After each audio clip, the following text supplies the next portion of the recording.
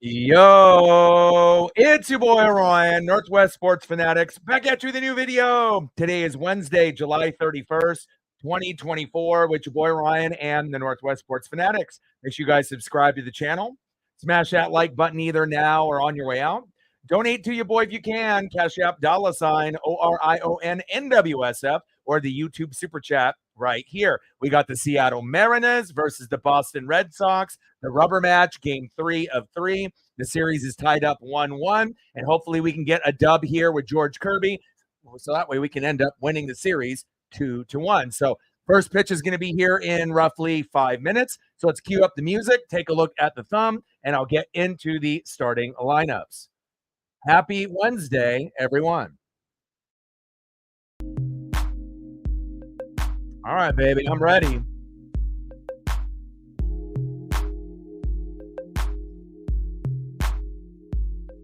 And on the thumb, on the left, we have George Kirby. And on the right, the stud, Rafael Devers. Now let's get into the starting lineup here first for the visiting Seattle Mariners.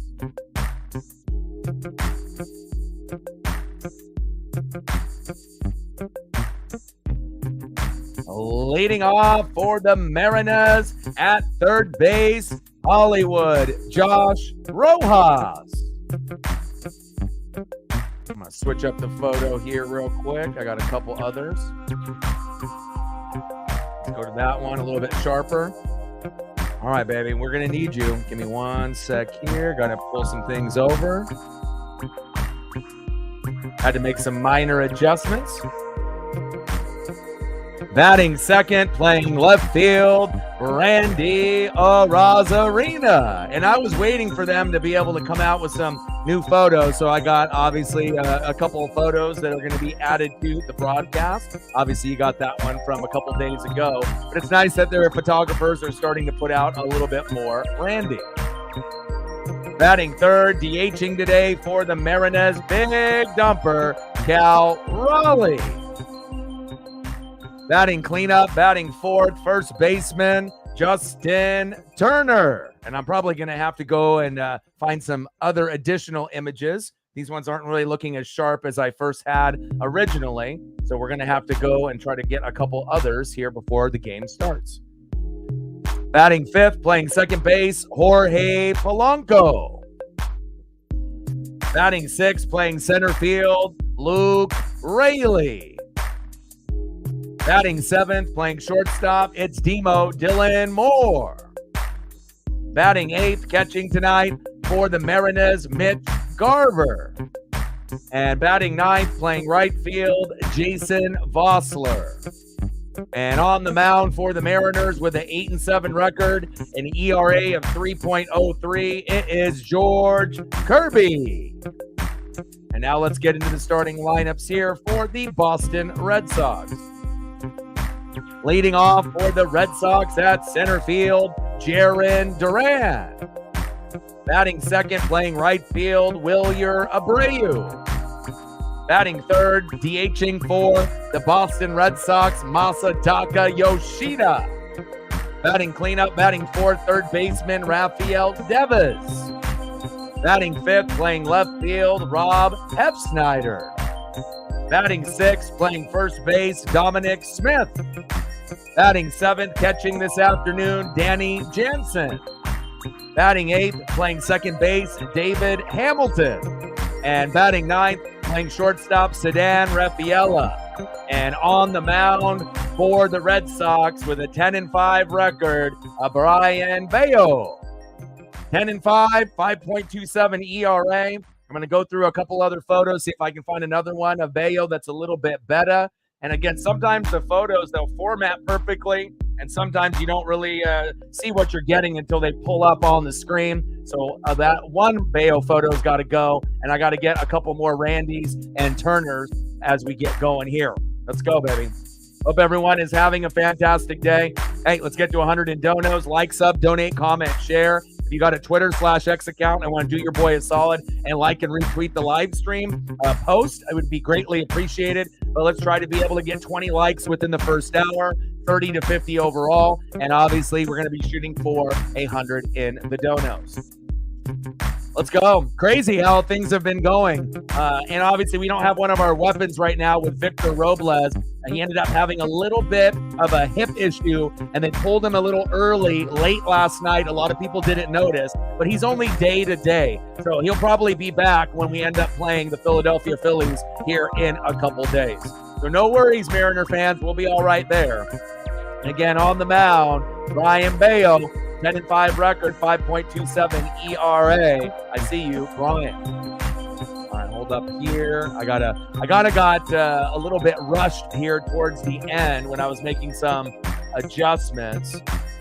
But again, I'm kind of a perfectionist, and anytime I see a photo that's not like HD or 4K, that one's got to go. I got a standard to hold onto this particular channel, so I'm gonna make some minor adjustments here. Okay, make sure we get rid of that other bagel photo, and then we got to be able to go to Randy.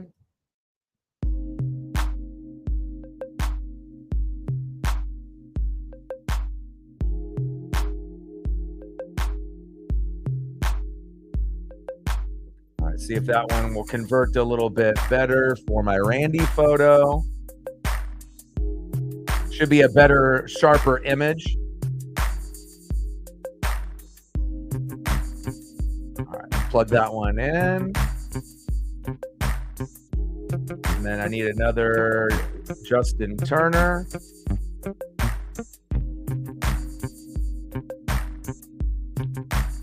All right, baby. And I'll be able to do that as we go on the fly. Leading off for the Mariners at third base, Hollywood, Josh Rojas. Let's go, Hollywood, baby. Bring that electricity. First pitch is outside. 1 ball and no strikes. And like I mentioned multiple times on the stream, make sure you guys are taking care of your mental health. Addiction, depression, anxiety are things that a lot of us are going through on the daily. Big hit right up the middle to the second baseman. Throw to first. 1 away. But again, addiction, depression, anxiety, these are things that we go through on the daily. But if you make a little bit of an effort in your daily routine, you can come out on the other side a little bit quicker, eat healthier, exercise more, listen to music, hang out with friends, spend time with pets, just a few minor adjustments, and you can come out the other side a lot sharper. Next up for the Mariners, Randy Arozarena. Let's go, baby.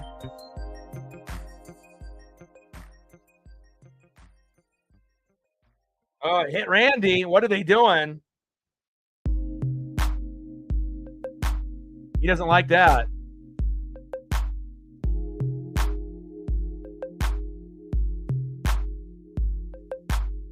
Hopefully he's not seriously hurt. Doesn't look like it. Got him right on the forearm. And a lot of times when you get hit on the forearm like that, you can end up, having serious issues. You can break a bone. You can get a strain. Obviously not a good start there for Bayo, but hopefully Randy's all right. Next up, DHing for the Mariners, Cal Raleigh. Go, Big Dumper.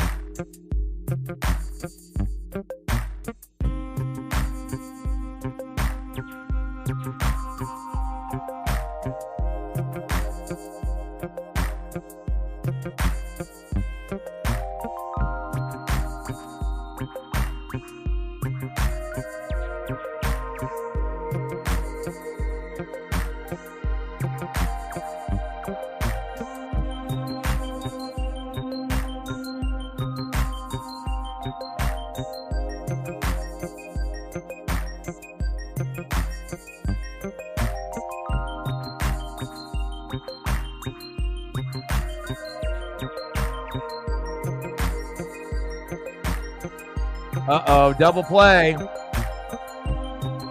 And that was a very, very quick inning there.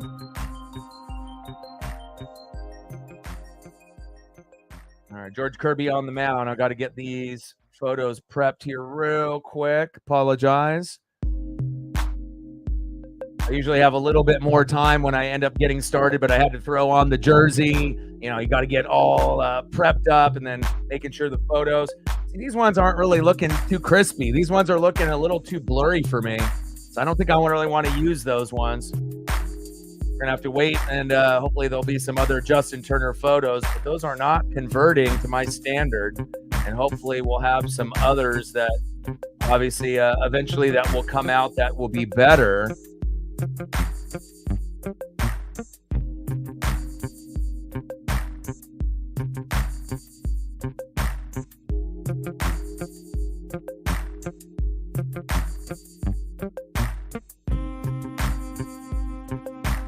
I'm looking to see if there's anything else. But those are really the only two Mariner photos that I'm seeing right now of Turner, but the resolution on them are not ideal. Maybe I can get this one. Now this one, if this one converts, I think this one will be a keeper. Let's see if this one, let's cross our fingers here. Come on, baby. There we go. At least we got one. Okay, because those other ones, you know, they looked initially like they were going to work, but again, sometimes you don't know until they pop up on the screen and then they look like really good, HD 4K, or they look like shit. So those other Turners are going to go, and we're going to use this one instead. So, all right, perfect. Let me delete these other JTs. Goodbye, goodbye.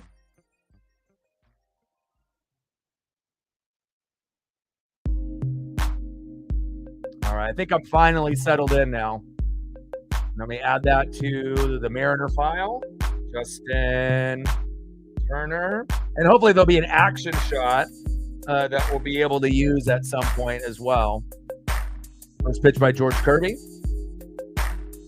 Let me drag this one over.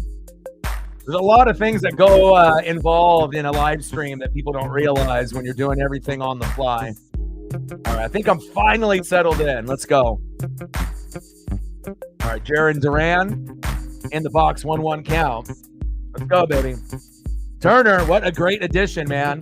It feels really, really good to pick up, you know, not only quality hitters that have been hot since June 1st, but guys that are really likable. And I'll be honest, out of all the free agent moves that we made, Duran, hard hit out to left field, one away. But I feel that these two additions, based off, you know, Randy Arozarena and Justin Turner, it might be my two favorite that we've ever done. You know, obviously together, bringing them in. And I know we brought guys in, you know, Luis Castillo a couple years ago. And normally we're bringing in, you know, usually somewhere between 4 or 5 guys total. Usually some pitchers, bullpen, as well as some hitters, and, you know, just some guys that give us a little bit more oomph in the lineup. But I'm not sure if we've ever had two guys that I've liked more than Randy and Justin at this point in the last maybe 5 or 10 years. I really like what we're doing here. Let's go. Yeah, Jansen, crazy. You know, your team, the Toronto Blue Jays, ended up unloading. I know you followed the Blue Jays and the Mariners, but they didn't at least get rid of Bo Bichette and Vlad Jr., even though their, you know, contracts are going to be up here shortly. I think Vlad's, I believe, is next year.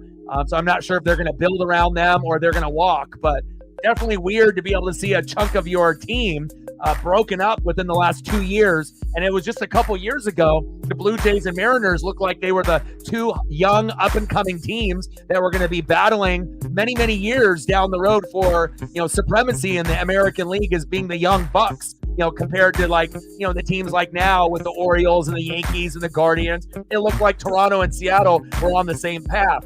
Unfortunately, Toronto kind of went down and Seattle went up. So hopefully for your Blue Jays and for everyone there in Canada that, you know, roots for Toronto, hopefully they can figure out a situation for Bo and Vlad and they can rebuild that roster up again.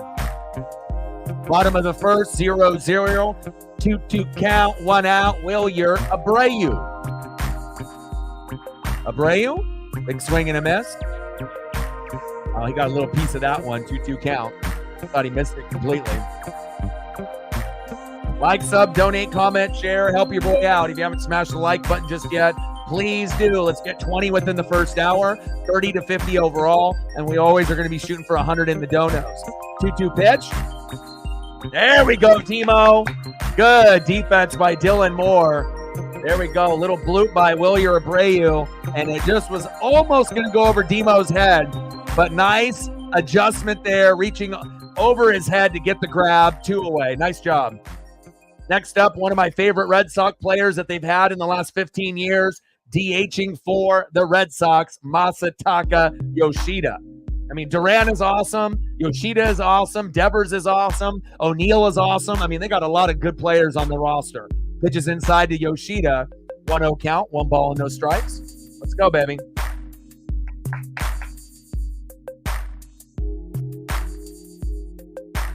Yeah, that seems like to be the case. Same thing with the Tampa Bay Rays. If you're on the Rays, you're probably going to be a Mariner. And if you're on the Blue Jays, you're going to probably be a Mariner at some point as well. Funny how that works out when you have a relationship with another squad where you kind of trade back and forth. And, you know, at least for you, it's your 2 favorite teams that you like to root for. It definitely kind of hurts when it might be your primary team going to your secondary, and then you see your primary kind of get beat up a little bit. But at least, yeah, it sounds like the fleecing might have happened there with Kikuchi. Yeah, I heard that as well. 2-1 pitch to Yoshida. Oh, Yoshida crushes that one. Go foul. Fading foul. There we go. 2 balls and 2 strikes. And I'm hoping that they'll have more Randy and Justin photos in the near future. So I'll have more selection for you guys. Bottom of the first, 0-0, 2 outs, 2-2 count to Yoshida. Pitches low and inside at the knees. 3 balls and 2 strikes. Come on, George. We're going to need a good outing. If we're going to win this game today, we need 6 solid innings out of George Kirby. Let's go, baby.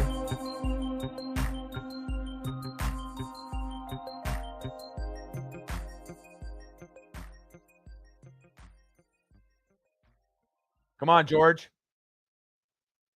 3-2 pitch from Kirby to Yoshida. On the corner, but called ball. Tough. Right on the corner, that could have been called either a strike or a ball. I think that was really strike 3, but we don't get the call there. Unfortunate. But George, you got to keep your head up and keep it moving. Obviously, we know what happened, against Logan Gilbert. When he didn't get the strike 3, they rifled off like 7 or 8 runs afterwards. So hopefully we can, keep our composure. And the umps obviously need glasses. That was a 50-50 call. And hopefully we can get back on track. Next up is Rafael Devers. And with 1 swing, he can easily make this game 2-0. We saw it last night, and it seems like we see it pretty often from Rafael Devers, the best player on the Boston Red Sox. And they've had some pretty good ones over the years. Mookie Betts, just as of recently, but then having a move on to the Dodgers, and guys like Roger Clemens and Mike Greenwald, Wade Boggs that I used to watch when I was a kid. They got a good history.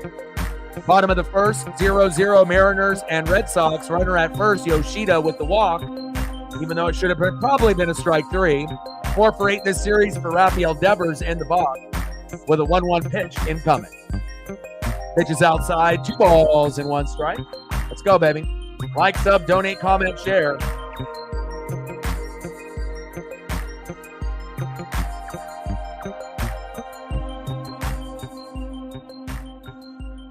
And if you haven't smashed the like button just yet, please do. Looks like half of the people in the room have done it. We need 1 more to get to 10, and that'll be a good start. Devers, back. Off the wall. Seems like that'll be a common theme in the game. And Yoshida pumps the brakes at third base. Now you got runners at second and third with 2 outs. And it shows you when you don't get that strike 3 call, a lot of momentum starts to build, for the opposing team. And if they can get, in the right groove, in the right rhythm, sometimes they're going to rifle off, a couple extra hits, sometimes a couple extra runs, or a couple days ago, it might be a big shellacking and ass whooping where they might get 7 or 8 runs after a bad call. But hopefully that doesn't happen today, and I have a good feeling that we can win today. All right, baby. I see you, Devers. Next up, getting an opportunity to play here in the 5-hole, left fielder Rob Hefsnyder. Uh-oh. Safe at home. Wild pitch. Uh-oh. And Yoshida is grabbing his knee. Hopefully he's okay. And George Kirby with that wild pitch got away from Mitch Garver, and that's why we need Cal Raleigh. Obviously, not DHing. We need Cal Raleigh to be the everyday catcher. And Garver him and Kirby got to be on the same page, and Yoshida is not fast. He's a slow runner, and George Kirby goes in there to block the plate, and knees collide, shins collide, but Yoshida gets in there safe, and I'm hoping Yoshida is okay. Tough start here for the Mariners. Sucks. Next up, left fielder Rob Hefsnyder.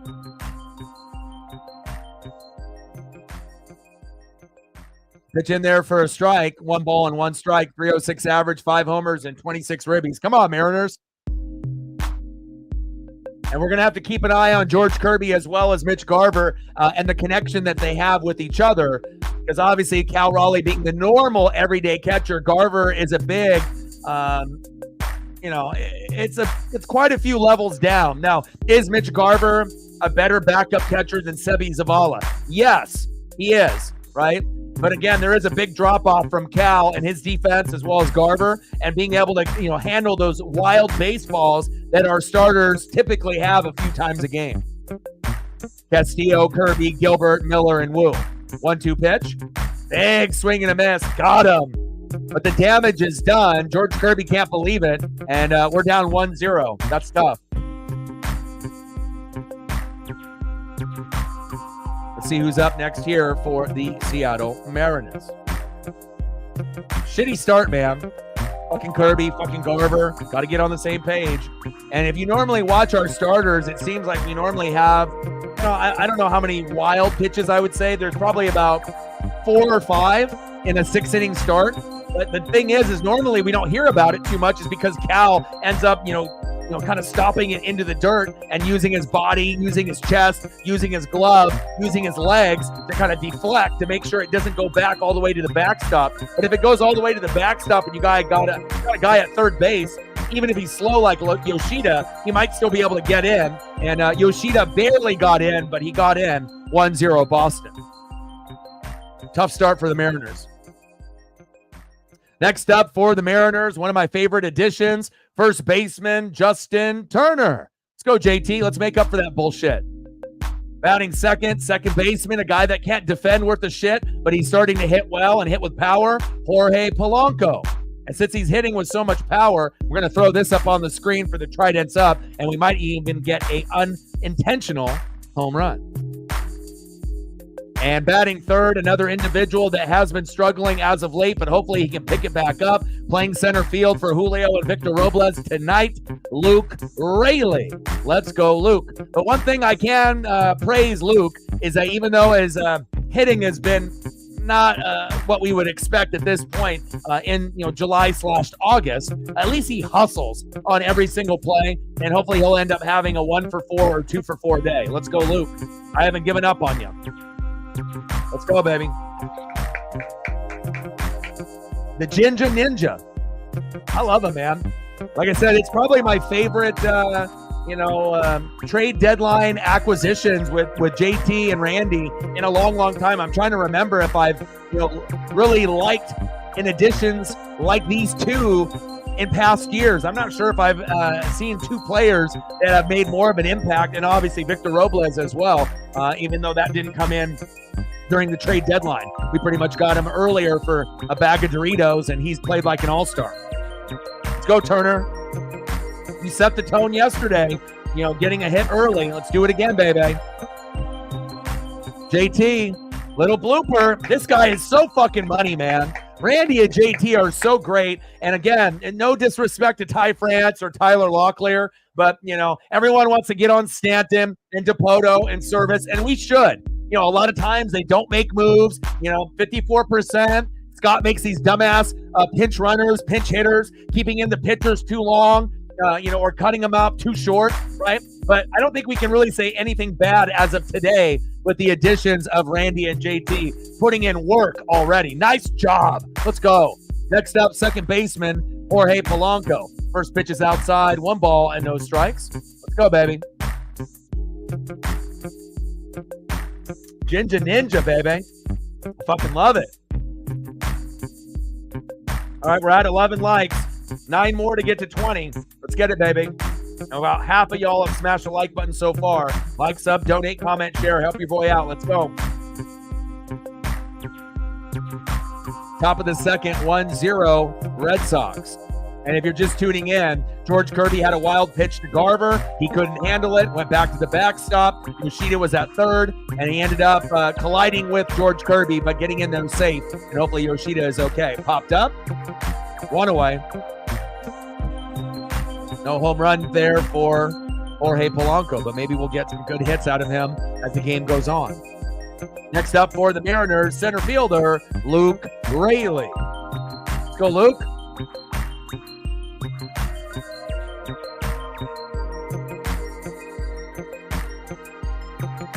.226 average, 11 homers and 29 ribbies, but a lot of those ribbies and home runs came in April and May. We haven't been getting a whole lot out of him or Hollywood Josh Rojas, in July, June and July, and we're going into August now, so hopefully things will start to pick up. I mean, we're going to need everyone to contribute, especially with all the injuries that we have. Rayleigh, right up the middle. Yeah, baby. Go, go, go, go, go. There we go. I knew that wearing the Mariner jersey today would give us a little extra luck. I got to be icy in the white, baby. There we go, Luke. Sometimes you just got to talk up a guy, and get him back to his former self. Nice job. I'm really happy for him. He lost a lot of playing time, based on his inconsistencies. Nice to see him snap back here early in the matchup. And talking about snapping back and being hot as ever, talking about being fucking electric, it's Demo Dylan Moore. And again, guys like Luke Raley and Hollywood Josh Rojas, they might miss out on their job if Demo keeps playing the way that he has as of late. There's always a spot for Demo in the lineup if he plays well. Obviously, you got JP at short when he comes back, Julio at center. We can move Victor Robles into right field. In my opinion, Jason Vossler should be the everyday DH. But again, if Rojas isn't playing good at third, we can put Demo there. Now, the defense from Demo isn't going to be as good as Rojas's, but the hitting is much better, at least at this point. 1-0 pitch to Dylan Moore, which is high in the zone, right on the corner of a strike zone there, but called ball. 2 balls and no strikes, 2-0 count. Let's go, Dylan. John in the building. What's good?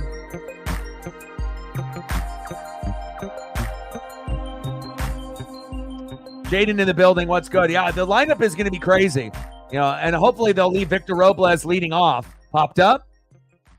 Nice catch there by Jansen. 2 away.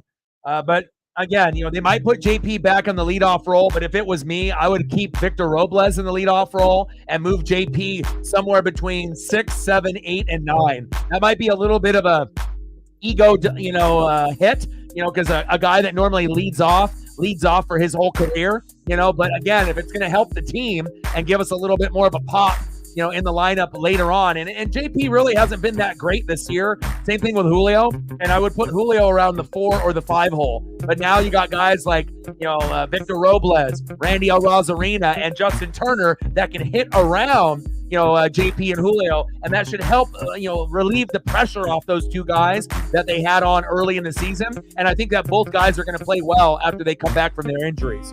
The one really to keep an eye on is JP because he's got the broken pinky. So he's going to be out 4 to 6 weeks, but we should be getting Julio back after the Philly series here on Friday, Saturday, and Sunday. So very exciting. Can't wait to see it. And then obviously Victor Robles has just got a hip, issue, but it's day to day. So we should see Victor Robles playing in Philadelphia in a couple days. So top of the second, 1-0 Red Sox. Runners at first and second with 2 outs. 1-1 count to Mitch Garver. And Mitch Garver shouldn't really even be playing. The only role that Garver should be playing is backup catcher, and that's it. And even at that, I'm not sure if that's really something that we want to see. I think Tom Murphy, when we had him, I'd rather have Tom Murphy. He's a better hitter and a better catcher than Mitch Garver. I think we just have to come to terms that the Mitch Garver signing was a mistake. It just wasn't a good fit for us. And Polo, he can't play defense worth a shit, but at least he's hitting home runs and getting quality hits and RBIs. So for now, Ryan Bliss, he's not going to take the job, from Polo anytime soon. But you got guys like, Cole Young and Colt Emerson that are waiting in the wings that might. But it might be a while. 2-2 pitch. Big swing and a miss. You're garbage. You can't hit. You can't defend. Why the fuck are you playing Mitch Garver? Yeah, and again, we gave the Boo Birds to Jorge Polanco. We might have to give Garver the Boo Birds here pretty soon because, hell, if we're going to boo Polanco and then he turned it around, maybe we start booing Garver, when we get back to Seattle and just in general, and then maybe, he'll start playing a little bit better. But again, the upside for Garver compared to Polanco, not as good. Again, he just can't really hit. He can't really defend. Kind of looks kind of down on himself. Maybe we need to send him back to fucking the Texas Rangers and, he can go do baseball over there. But I don't know. He's starting to irk me a little bit, where I kind of had this love-hate relationship with Polo, but it was more of a hate relationship for a while where we were booing him. But now as he's hitting home runs and getting big hits, it's love and hate. But now I'm kind of getting to a point with Garv where I'm starting to kind of hate him a little bit. He's not good. He's just, you can't defend. You can't hit. If you're talking about a guy that is most likely to go 0 for 4 in the lineup, it's him, And again, and then when we would put him at the DH, what are we doing? Why are we putting a guy that goes typically 0 for 4 at DH? And at least they learned, and they obviously know now that if you're not going to have Tyler Locklear play on the roster and you're not going to have Ryan Bliss, this guy, Jason Vossler, definitely deserves to be an everyday player. They just have to find a spot for him. And if they can't find a position for him, put him at DH. It's a logical thing to do. Today, he's playing right field, right? So he's getting a chance to play out there with the Victor Robles injury, and moving guys kind of around in the lineup. But I don't even know if I want Garver to platoon. And obviously, we can't have Cal Raleigh catch for 162 games. But they definitely fucked up by letting Tom Murphy go. They should have kept him and then not even signed Mitch Garver. But coulda, woulda, shoulda. Sometimes guys pan out. Sometimes they don't. It is what it is. All right, come on, George. Let's go, baby. Bottom of the second, 1-0 Red Sox. But I'm not a fan of Garver. I don't like him. And I don't really like Polo either, but at least he's hitting home runs now, and he's helping us. But I don't really like those two guys. I mean, Randy and JT are much better than those guys. I don't know. It's like some guys have aura and swagger and vibe, and then other guys, they just don't, And I just don't really feel there's a whole lot of positive. I don't know what they saw out of Polo and Garv. Yeah, they were good, on the Twins. Yeah, they were, obviously Garver had some moments on the Rangers, but for the Mariners, I don't see a fit, really, in my opinion. I would be happy to move on from both of those guys in the near future. Big facts. I don't think that they're going to be a part of our World Series run. Dominic Smith popped up all the way out there in right field to Jason Vossler, one away. Next up, the former Blue Jay catcher, Danny Jansen. Nice goggles. Cap Norio in the building. What's good? Britt in the building. What's good?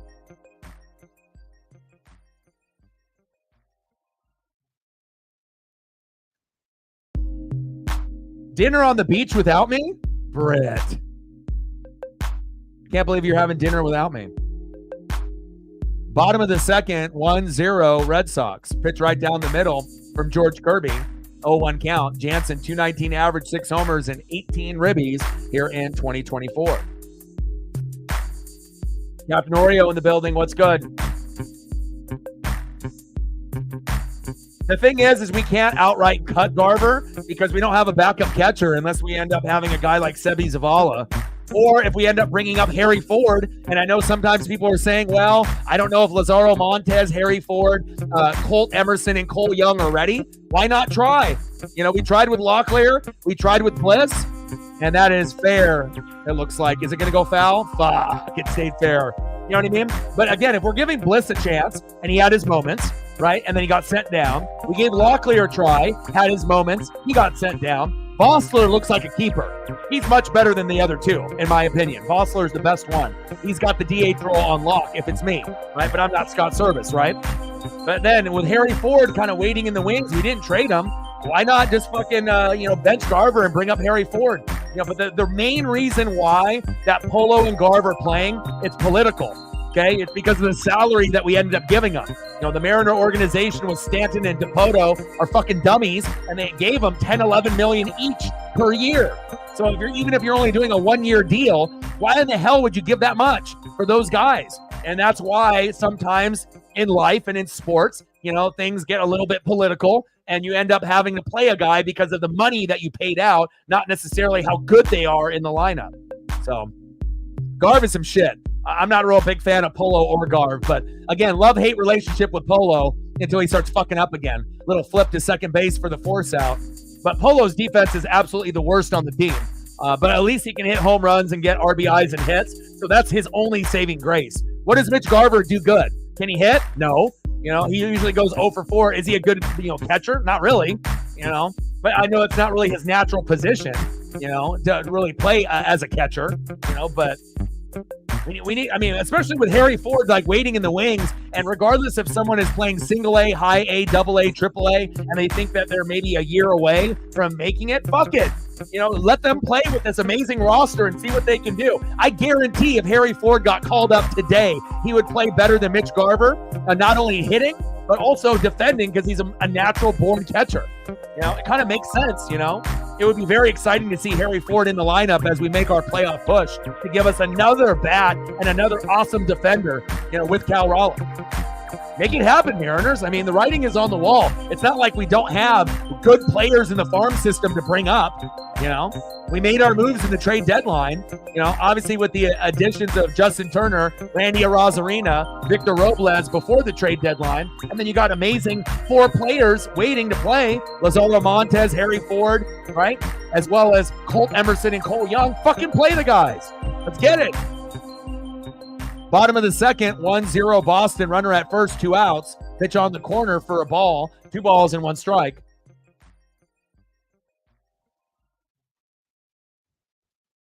But I'll be very honest. In the last maybe 15 years, I think I haven't disliked 2 players more than Polo and Garv. I don't really like either one of them. And I didn't really like him at the very beginning. I just kind of thought, okay, well, these guys were decent on their former team, but how are they going to fit here with the Mariners? I was very skeptical, 10, 11 million, for those? I don't know, And obviously, sometimes when you have a hunch about things, you're not going to always be right about everything, right?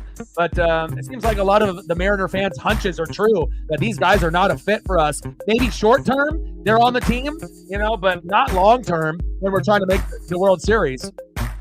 Wow, Justin Turner with a grab. Even the cameraman didn't even have that one. Woo!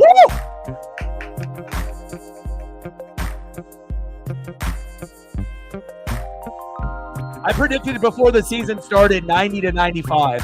So we'll see where it goes. The Mariners are always going to be good enough, to get you, 82 to 88 just based off the talent that we have. But if you want to make the wild card or win the division, you want to get to a firm 90. And then obviously if you get to 95 to 100, then you're probably winning the division. But again, the Astros and Rangers, they're right there with us. So if we can stay hot and healthy, I think 90 to 95 wins, like my prediction at the beginning of the year, could be attainable. And I still think that we're going to win the American League West. I don't think that we're going to get second. The Astros and Rangers have both won, World Series. They both have had their moments. Their time has come and gone. It's time for Seattle to have their moment to shine. So, and I know we're not going to be able to win the division every single year here on out for like the next 15 years. If we did, that would be awesome. But you would assume that the Rangers and Astros are going to win the division sprinkled in, throughout the next 15 or 20 years. But if I had to put money on it, as long as we don't have any major, serious season-ending injuries,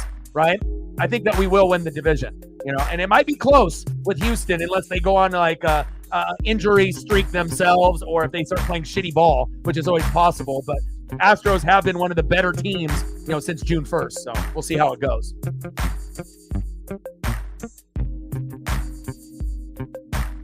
Like, sub, donate, comment, share, help your boy out. Let's try to get to the 20 likes here within the first hour. Half of y'all have smashed the like button. We're only at 14. We got 23 in the room. So a couple of y'all, if you could just take 1 second out of your day and smash that like button for your boy, it'd really help. And we want to shoot for 30 to 50 overall. We got 23 in the room. We got 15 likes, 5 more to get to 20. So we got 21 minutes to get 5 likes. I think we can definitely do that. Let's go, baby. Like, sub, donate, comment, share, and we're always going to be shooting for 100 in the donos on every single stream. Zach in the building. What's good? Let's go.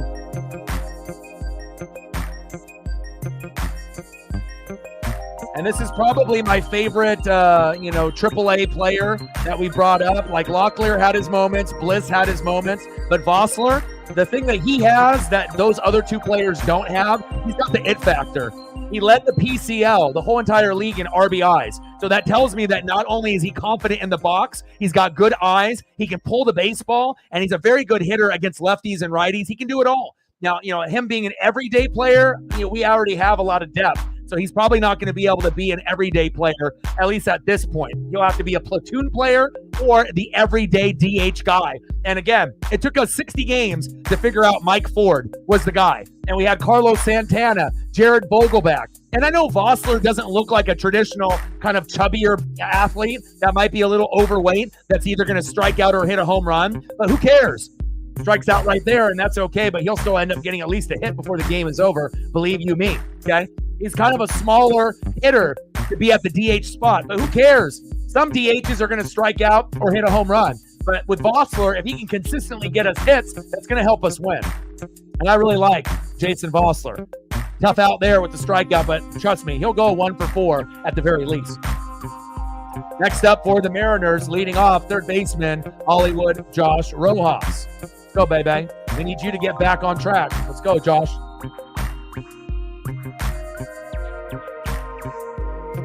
Thank you, John. Appreciate that.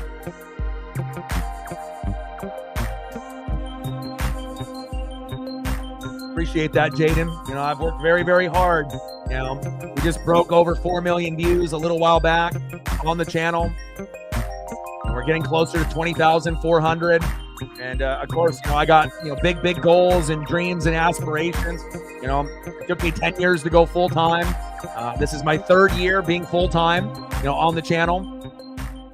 1-2 pitch to Hollywood Josh Rojas from Bayo into the dirt. Nice save there by Jansen. But again, I want to be able to get to 25K, 50K, 75K, 100K. And I know a lot of channels will never hit those numbers, and I think they say millions of channels that are on YouTube, only like 1 to 2% even hit over 10,000 subs. So I'm already there, for that first, goal, but I got a long ways to go. Pitches outside, 3 balls and 2 strikes. And hopefully as the Mariners continue to get better and better and better, the channel will grow with not only the Seattle Mariners, but with us here on the NWSF. 3 balls and 2 strikes. Little chopper over the pitcher's head. Throw to first, 2 away. But also, too, we have one of the most diverse channels here because we do everything. Baseball, basketball, football, hockey, NASCAR, wrestling. There's not a lot of channels that are going to do many, many things. A lot of them, they just do one thing, like just the Seattle Mariners or just the Seahawks or, whatever your favorite team is. I think it really shows kind of the skill set of a streamer when you are able to do more than one thing, on a high level. Randy Rosarina, little dribbler. High throw. But if Randy would have ran that out full speed, he probably could have been safe. Kind of let up there. And hopefully Randy realizes that's not okay here in Seattle. Even when it looks like you're going to be out 100% and you barely, foul tipped it, you hit it with an exit velo of like 25 miles an hour and it's just a little dribbler, right? You want to run hard every single play because you never know if the pitcher, the third baseman might have a bobble or a shit throw. And if you just run hard, you might end up getting a single out of it. And that could lead into someone bringing you over to second and then maybe the next guy an RBI. And I haven't seen Randy really be lazy running to first. That's the first time I've seen him do that. And again, that looked like a play that, 99 times out of 100, you're out. I get it. But hopefully that's not something that continues because as we've seen, there's a lot of wild throws to first base that happen all the time. Not only on double play attempts, but on easy outs that we can actually run out to first. So hopefully Randy will be better. And I'm always going to keep my eye on hustle and heart because those are really key things that you need to keep an eye on for a team to be able to make a championship run. Let's go. Bottom of the third, 1-0 Boston.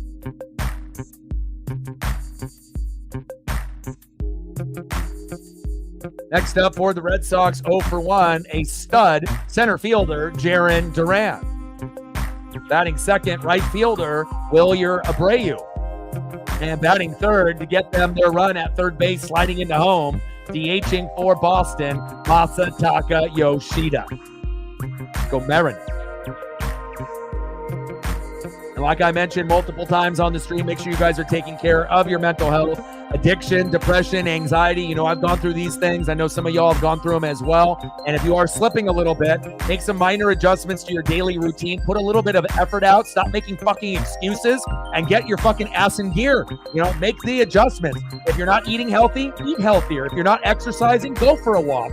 Right? Make sure you're listening to music, hanging out with positive people, right? Making sure you're spending time with your pets and friends. If you just put a little bit of effort out instead of making excuses, you can really turn your life around. And I'm a great example of that.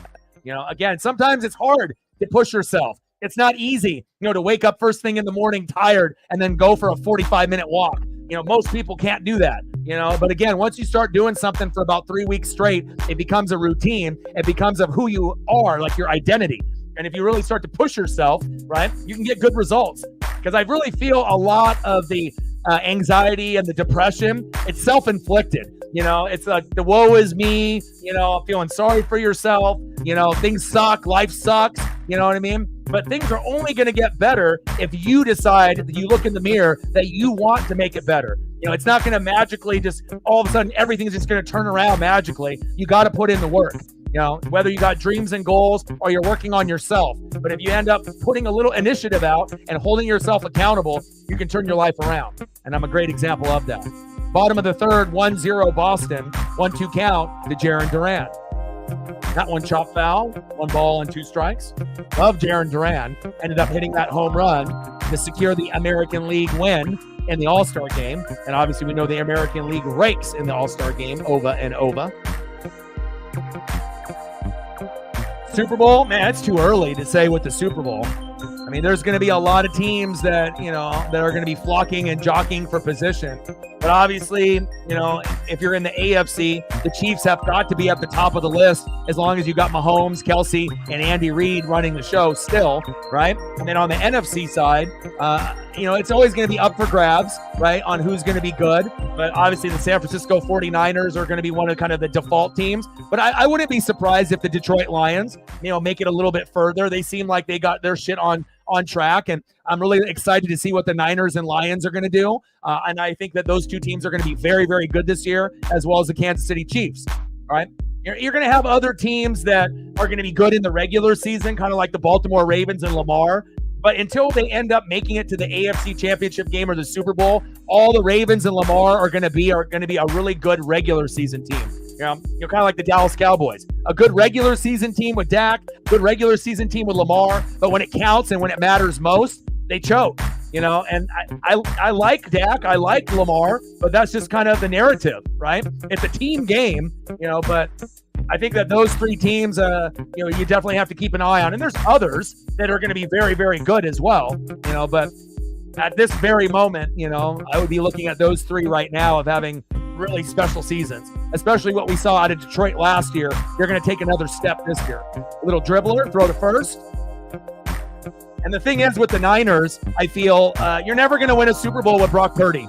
You know, the thing is you can get the Super Bowls over and over and over, but you need to be able to have a Joe Montana, Steve Young type of player. Once they get that, then the Niners are going to win the Super Bowl, right? But if you keep having these Colin Kaepernicks, you know, you keep having these Brock Purdys, it's not going to happen, you know, because you're going to go against a team that's going to have a quarterback that's a Hall of Famer. And when it comes down to the clutch at the end of the game, you know, I don't know if you're going to be able to get that magic out of guys like Kaepernick and Purdy, you know, where you can get to a Super Bowl, but I don't know if you're going to be able to win one, you know. And if you are, you better pray that you're not playing the Chiefs. And then that might be the only way that you win a Super Bowl if you're the Niners with Brock Purdy. You play a team like the Ravens like last year, like when they were both the two best teams. Now, if the Niners and Ravens would have went to the Super Bowl, the Niners would have won. I think Purdy would have been able to get the ring, you know. But again, if you're going against Patrick Mahomes, you're not going to be able to do it. Mahomes has only lost one Super Bowl, and he lost to my team because my defense was legit. And again, if you don't have a legit defense, you're not going to beat Patrick Mahomes, period. Abreu popped up. 2 away.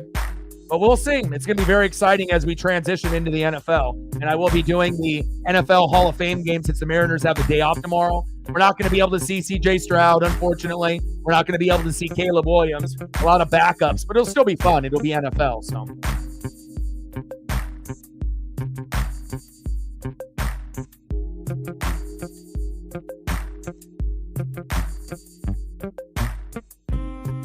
Pitches inside, 1 ball and no strikes. The only thing holding the Bengals back from UDX is the O-line and the defense. If you can figure out the O-line and the defense and get some continuity and better players there, Joe Burrow is one of the best quarterbacks in the NFL, period. And he can play for play with Mahomes. And if Burrow ended up, getting to a point where they were toe-to-toe, who can put up just as good of stats, in my mind, as Patrick Mahomes? Burrow is legit. Burrow is better than Josh Allen. Burrow is better than Lamar. Burrow is better, I even feel, than Jalen Hurts. But again, Burrow has to stay healthy. And it also depends on the O-line, the running backs, the wide receivers, the defense, the play calling, the coaching. So, Burrow can't win it by himself. But I'll tell you one thing, Burrow is damn entertaining, and I love him. He's got that swag and that it factor. But again, they need more than Burrow. They need a whole team. And they got to a Super Bowl once and almost won, But again, they need a better O-line and a better defense. Once they figure that out, then we might be able to see the Bengals in the Super Bowl again. And maybe this time around, when they put a full team together, maybe Burrow ends up coming out on top. I mean, he's definitely deserving, Jalen Hurts is another guy that's very talented, deserving of a Super Bowl. But unless you have a full caliber squad, it's not going to happen.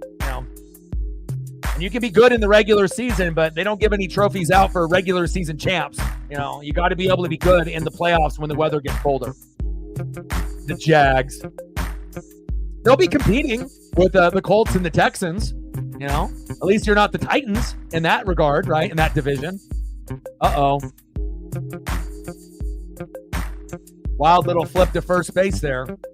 Get that baseball.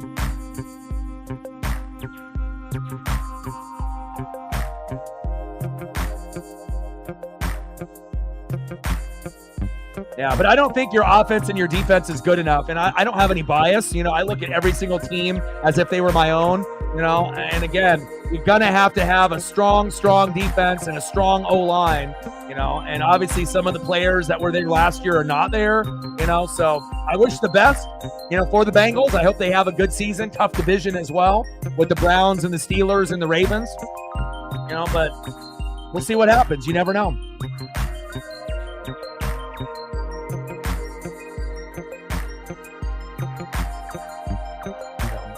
But again, I've been watching, football and sports and wrestling since '85. And my specialty is defense. I like O-line, defense, O-line, D-line, defense, coaching, play calling. Most people are fans of quarterback, running back, wide receiver, tight end, like the fantasy football glorified skill position players. And it's not like I don't like quarterback, running back, wide receiver, tight end, but they're overrated. You don't necessarily need the top guys, to be able to go all the way. As of late, it kind of seems like it, obviously with like Patrick Mahomes and Travis Kelce, right? But you can still end up going far and winning it all, even if you don't have those particular pieces. But obviously, as of late, quarterback and tight end are pretty important, and again, you have to have good coaching and play calling. But more so, you got to have a good O-line and a good defense and a good play caller, OC, DC, and head coach. You got to have good mentors. You have to have all the pieces laid out. So we'll see where it goes.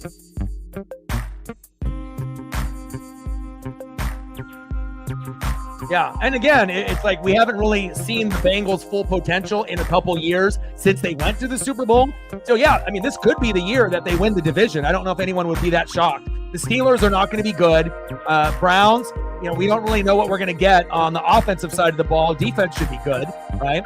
And then obviously the Ravens are the Ravens, so you already know that they are probably going to be the team that most people feel, at least in preseason going in, will be the favorite to win the division. But again, if Lamar gets hurt or if they have some issues, they lost their D coordinator to Seattle as a head coach with McDonald. So we'll see on how it goes. But it wouldn't shock me if the Bengals win the division this year. But it will be very competitive. All four of those teams, are going to be at each other's throats. It's the black and blue division. So very competitive. Bottom of the third, 1-0 Boston. Now runners on the corners at first and third with 2 outs.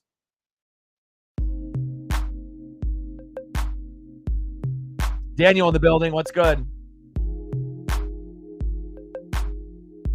Now, if Aaron Rodgers was able to stay healthy the whole year, the Jets have a top 5 defense. right? And they got good weapons at Garrett Wilson and Brees. They got a lot of guys that can play running back and wide receiver. Again, but that's the real question. When playing on that MetLife artificial turf, it's like probably Aaron Rodgers has a better chance of tearing an ACL or blowing an Achilles again rather than maybe making it throughout a full season. And unless they went to grass in every single field.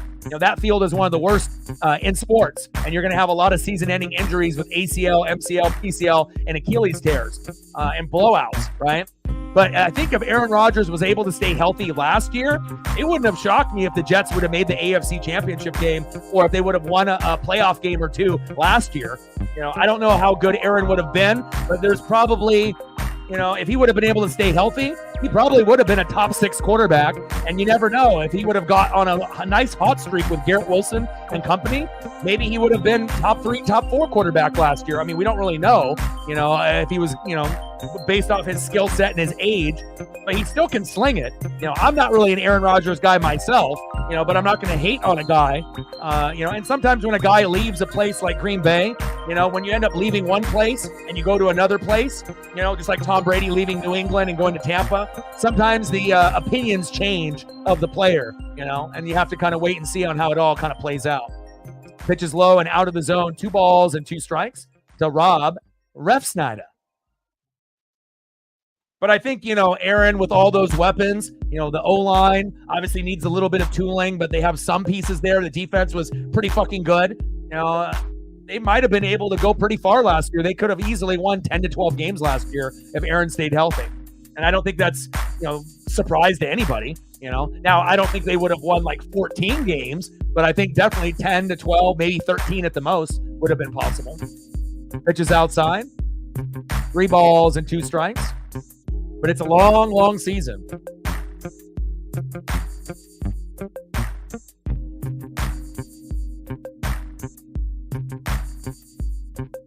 Kind of depends on what happens with the Browns as well as the Bengals in the division. It all depends on injuries. And if they can steal a couple in the division, maybe they can go 9-8. But again, if they end up playing bad, with Justin Fields and Russell Wilson, I could definitely see them going 8-9. But as long as they have like Minka Fitzpatrick and TJ Watt, and they still got, Cameron Hayward, and they have some players there on defense, you would assume that they'll be competitive to a certain degree. But, I don't see them winning like 2 games, but they could still end up winning, at the very least, maybe 7, 8, 9 games. Refsnyder popped up into center field. And they leave 2 stranded. There we go. Come on, Mariners. We need to turn it up, baby. End of the third, 1-0, Red Sox. Let's see who's up next here for the Mariners. Like, sub, donate, comment, share. Help your boy out. See if we can get on a dono train. And we're just about to eclipse the 1 hour mark. Did we hit the 20 likes yet? Where are we at? Your boy's got a lot of bills to pay. All right, we're 1 like away from 20. So if you haven't smashed the like button just yet, there we go. We just hit 20. 10 more to get to 30. And we're still waiting for our first initial dono for support. Let's go, baby. End of the third, 1-0, Boston.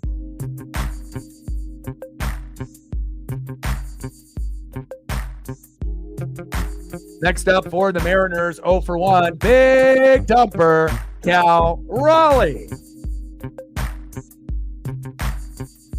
Batting second, 1 for 1, a true gem. First baseman, Justin Turner.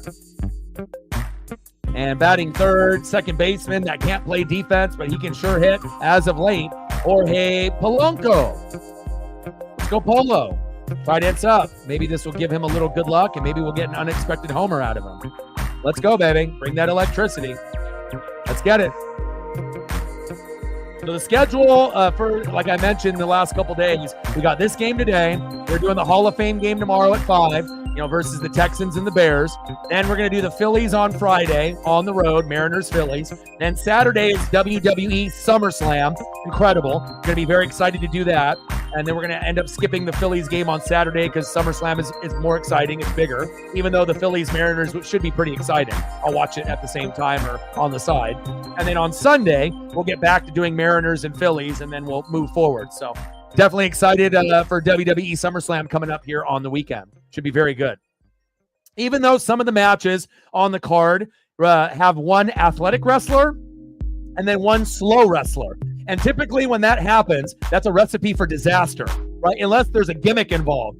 TLC, something to do with tables, ladders, chairs, or some kind of gimmick, special referee, something like that. But again, looking at the card, some of the matches are going to bomb. Some of them are going to be average, but there definitely are going to be a few that I think that are going to surprise some people. So,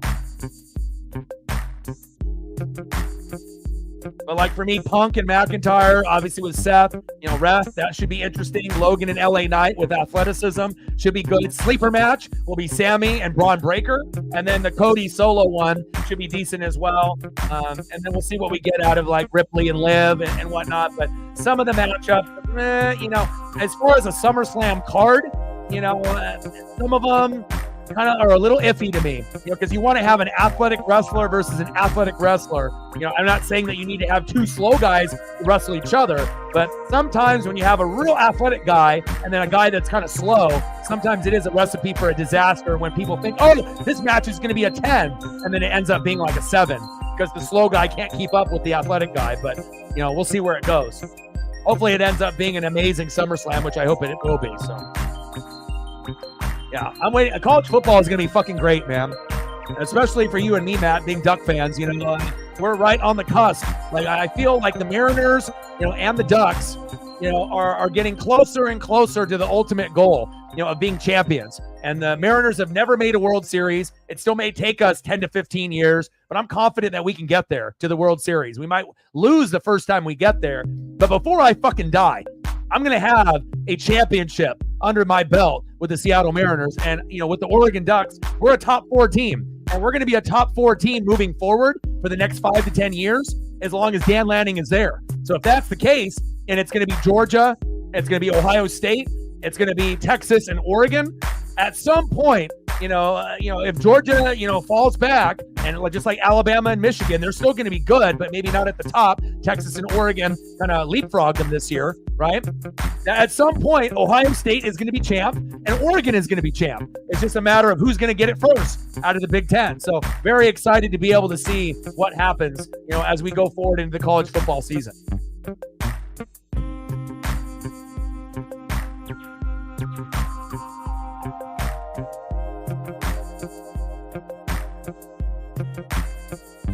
Top of the 4th, 1-0 Boston.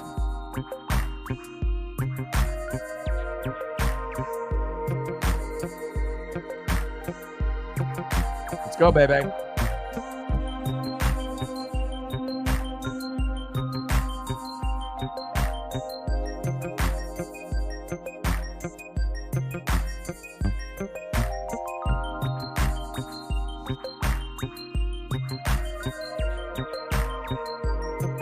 My bad. I had to refresh my screen. I was like, where the hell is the game at? Out with Justin Turner there with that little dribbler. One away. Top of the 4th. 1 out. 1-0 Boston. Jorge Polanco 0 for 1 with a fly out in the second. Let's go, Polo. I was wondering with my screen, I was like, what the hell's going on here? Pitch is low. 2 balls and no strikes. 212 average, 10 homers, and 27 ribbies for Jorge Polanco. Appreciate you, DX.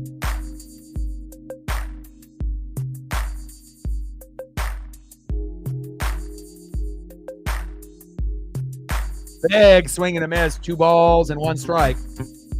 I like your thinking. I know you're a big Iowa guy.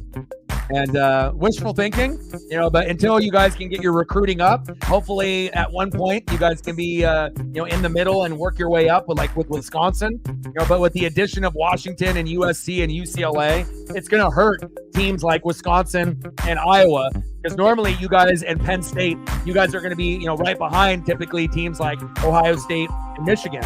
But now Oregon is in the mix. So obviously we're going to be up there, but I hope you guys have the most success. So you might not be able to win the Big Ten, but at least you guys pump out Hall of Fame tight ends, and not very many college schools can say that. Big facts. DX with a tenor.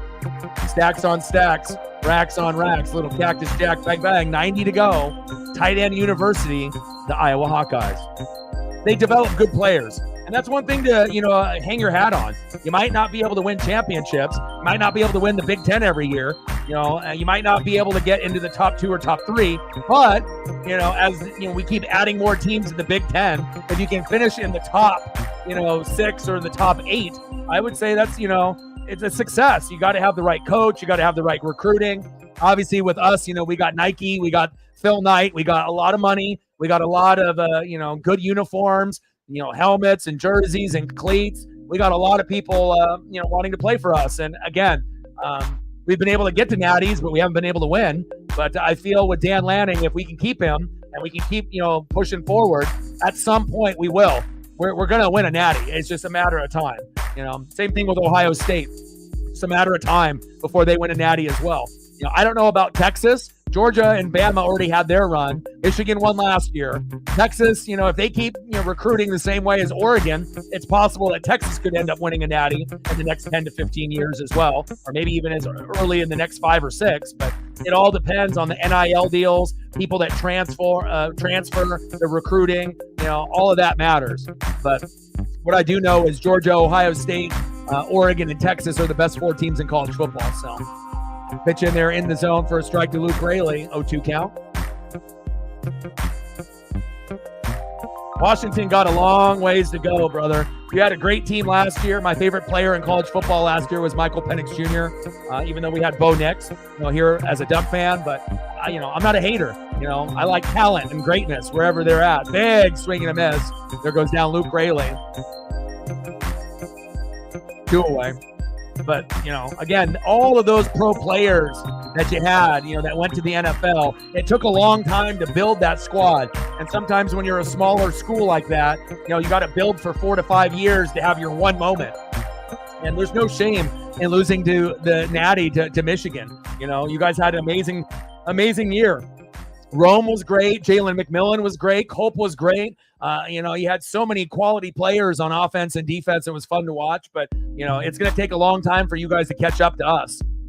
That's just the reality. That's not talking shit. It's just, even USC and, their program, they're probably going to be the second best Pac-12 team transferring over. It'll go Oregon, USC, and then Washington, and then UCLA more than likely, but you got a ways to go. I don't know if you end up following, the transfer portal or the NIL deals, or all the different 5-star, 4-star signings. But, Oregon is at the top, right now with like Georgia and like Ohio State. So it's like, now if you can recruit like us, yeah, Washington will be back, but it's going to be a minute. There we go, baby.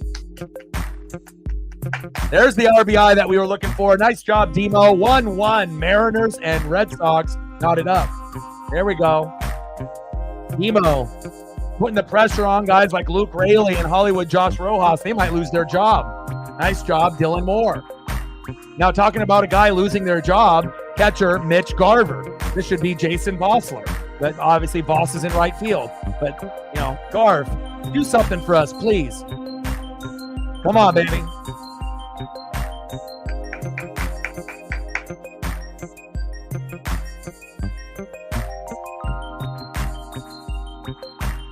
But I'm not a typical Duck fan or NFL fan, like a lot of fans are just haters and they talk shit. Like I always watched like all the Cougar games, all the Husky games, hell, even the Beaver games, because not only am I like scouting, but like I like rooting for the other teams in the Pac-12 when we existed, just not when they played against Oregon. When it's, my team playing, I want to destroy everybody else. But when I'm watching them play others, yeah, I want to be able to see the best talent, do well. And, again, I'm not built like most fans that just talk shit about the rivals, like even me as a Buck fan, like, there's a lot of Saint players, Falcon players, and Panther players that I like. They're just, it just depends on, I guess, who you are, as a fan. Big swing and a miss. Oh, surprise. Strike 3, Mitch Garver. Boo. Way to leave him stranded there, Mitch Garver, you fucking idiot. Boo. It's kind of a damn shame because Garver's got like one of the coolest photos, when he ended up hitting the walk-off. Remember when we were down 1-0? Polo got on board with a single. Garv hit the 2-run blast, like in April, and then we ended up winning 2-1. This is what this photo is from. It's one of the cleanest, sickest photos. But again, it's like Garv, I don't even know if deserves a photo as good as this.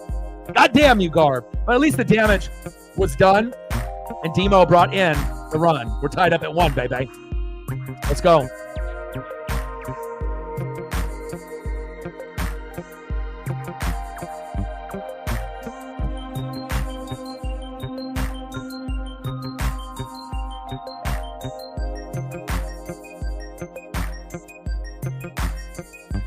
Let's go, baby. We can win this. Let me know what you want to do for your photos, DX. I got you. We're at 10, 90 to go. Try to get to 30 likes before the stream ends. Let's go, baby. Next up for the Red Sox, 0 for 1, first baseman Dominic Smith.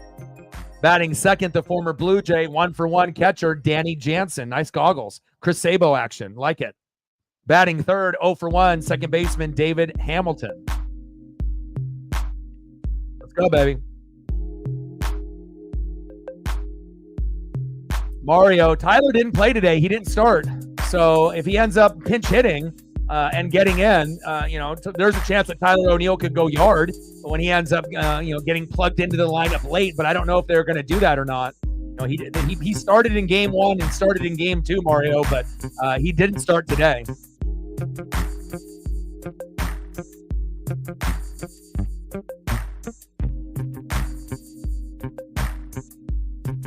Fucking Garber.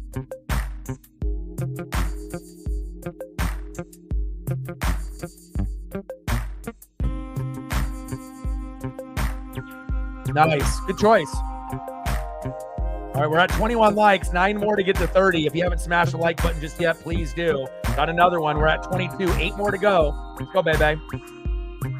Let's go, Mariners. We're in it, baby. 1-1. Let's win this series.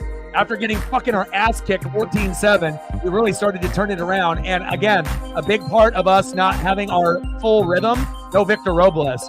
If Victor Robles was playing, I highly think that we would have at least 2 runs right now. Robles has been very, very good for us. There we go. Nice job, George. 1 away.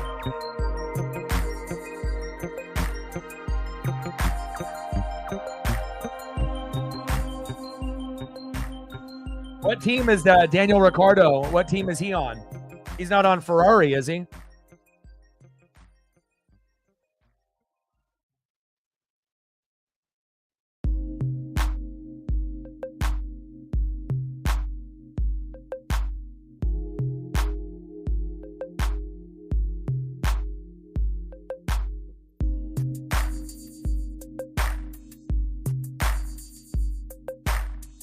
But it shows you Victor Robles, right? Justin Turner and Randy Arozarena.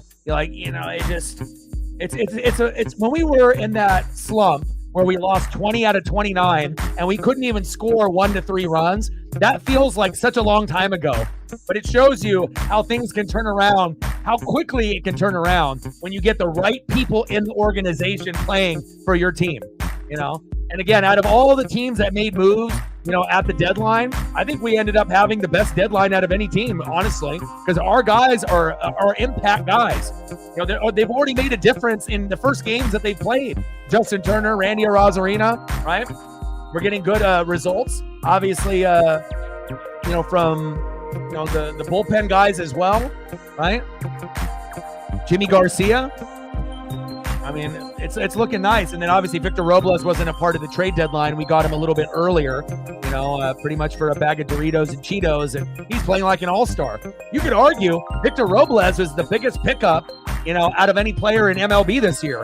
To have a team that was slumping and playing like shit, and then all of a sudden no one believes in the guy, was good 4 or 5 years ago, and then ended up turning himself into an all-star type of player, since he's been playing for the Mariners.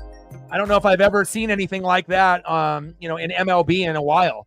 I'm trying to remember the last time I've seen kind of a player that had potential, that got cut from a team and then went to another team and then ended up just, being amazing. Sometimes a change of scenery is all you need. There we go. See you later, Jansen. Nice job, George.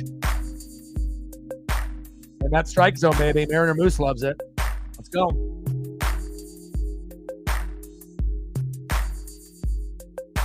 Next up for the Red Sox, second baseman David Hamilton. But I haven't been this excited, for those 3 type of players in a long, long time. You know, I don't think anyone anticipated Robles being this good. And then obviously we knew Arozarena and Turner were good, you know, but again, to see them produce immediately, but they both have been hitting about 300 since June 1st. You know, even though their total batting average might be in like, you know, the 200s, low 200s, but it's all about what you're batting as of late, not what you batted in April and May. Hamilton pops up. Should be a routine play for the no-fly zone. There we go. Let's go, baby. Let's win this. Judah in the building. What's good?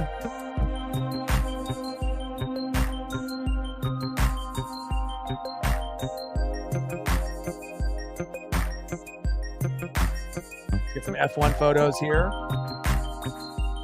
for our boy DX, always holding it down. A great addition to the channel.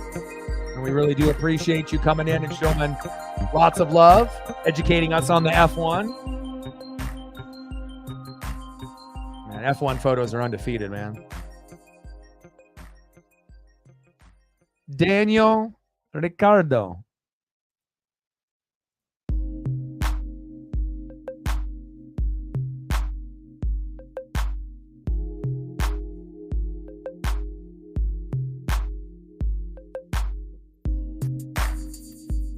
I never really had a whole lot of interest in F1, but again, anytime I know someone, you know, has a love for something and they're passionate about something, it definitely rubs off, you know. And like I said, I definitely want to be able to learn more.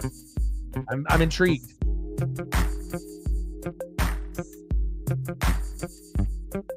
I mean, I've always been a big NASCAR guy. I mean, I like the NASCAR Cup Series. I'll watch a little bit of Xfinity and the trucks, but maybe just because I never had a favorite driver in F1, and maybe if I did, maybe I would be, you know, a little bit more in tune with what's going on.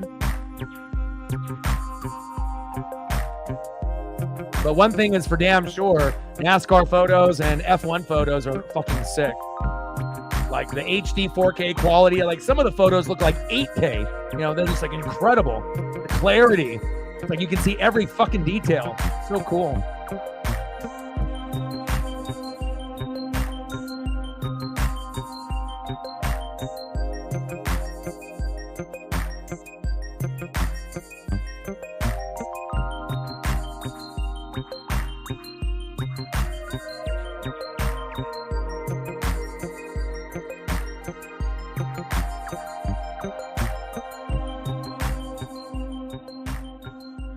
See if I can scoop in one more for you. Appreciate you, my guy.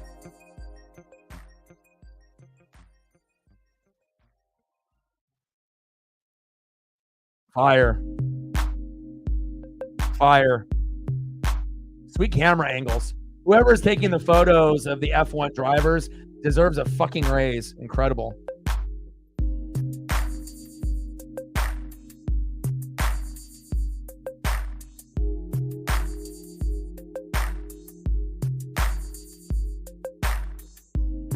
Let's go, baby. Top of the fifth, 1-1, Red Sox and Mariners.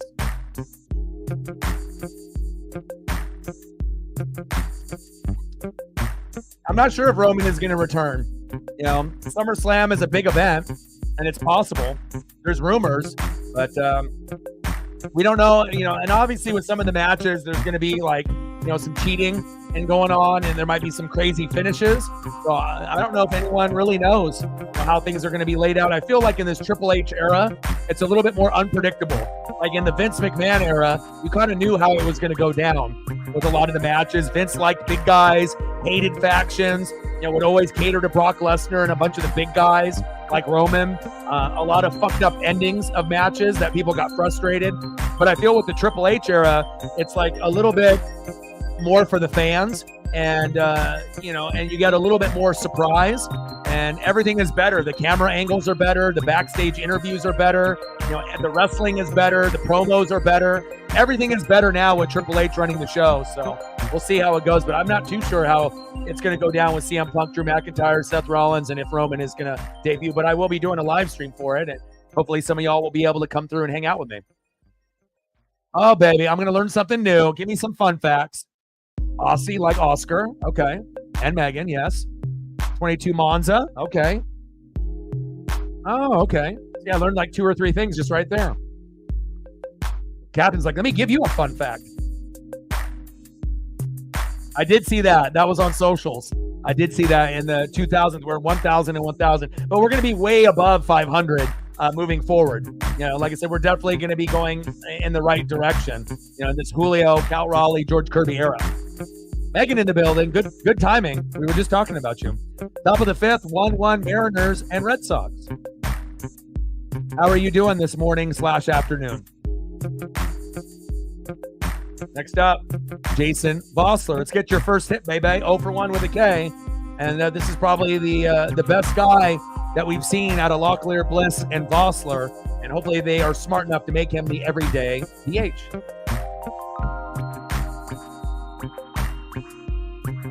Little dribbler.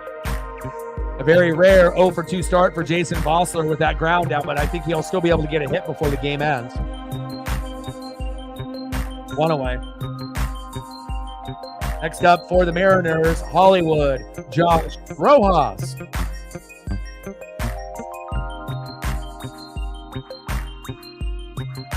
Let's go, Josh.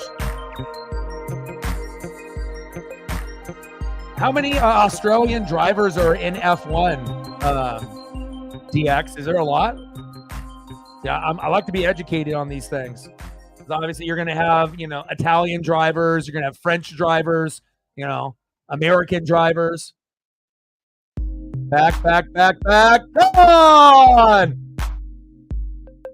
Let's go! Let's go! Hell yeah! That's what I'm talking about, baby. Bring that electricity. A guy that's been struggling with Luke Raley. Let's fucking go. Only his second road homer of the season. 2-1 Mariners. Fuck yeah. Woo! Yes. Yes.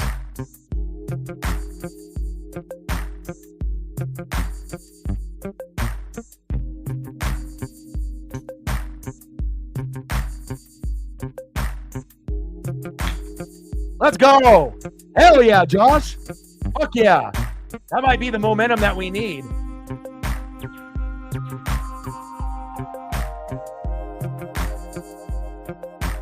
Two-1, baby. We're winning this. We're winning this, baby. And no Victor Robles today. Got a little bit of a hip issue, but he'll be day to day. There we go. Good vibes only. Next up, Randy Arozarena. 0 for 1 by a hit by a pitch in the first. 1 ball and 2 strikes. Let's go, Randy. Cool photo of Randy here. I was waiting for them to do a little bit more. Currently 2, Daniel and Oscar. Nice. Reflect in the building. Good timing, man. Let's go. John from Ireland. What's good? Randy fouls that one back. And I'm happy for Josh. Hopefully, and Luke ended up getting a hit early on too. We just want our players that have been struggling to do better. Now, there's probably no hope for Mitch Garver. And we should have kept Tom Murphy. And we obviously should use Vossler at the DH. But again, being a backup catcher and a DH guy is not easy, right? But, love-hate relationship. Big strikeout to Randy there. 2 away. We already have a love-hate relationship with Polo because he can't fucking defend, but at least he's hitting homers and getting hits and RBIs. But with Garver, he's not very good as a backup catcher. Maybe better than Sebi Zavala, but that's not saying a whole lot, right? Bring up Harry Ford already. We didn't trade him away. Garv stinks. I don't care if we were paying him $10, $11 million a year. Have him sit on the bench. Bring up Harry Ford. I know Mariner fans would be excited for that. We would be able to get more defensively and offensively with Harry if he ended up being the backup catcher, and then he ended up plugging him in as like a DH if needed. We can throw a guy like that in there with like him and Vossler rotating. But I mean, it's very clear, Garver shouldn't really be getting too much time. But again, we fucked up by getting rid of Tom Murphy. It would have been great to just keep Tom Murphy and not even pay that $10, $11 million for Polo and Garv, but you live and you learn. But I guess if you have to pay that much money for Polo and Garv, but in reality, we ended up getting Randy and JT, I guess that's the trade-off, Sometimes shit's going to work out, right? Randy and JT, Justin Turner, and sometimes it's not with Polo and Mitch Garver, so it is what it is. You're not going to hit on every type of player. So, PJ in the building. What's good?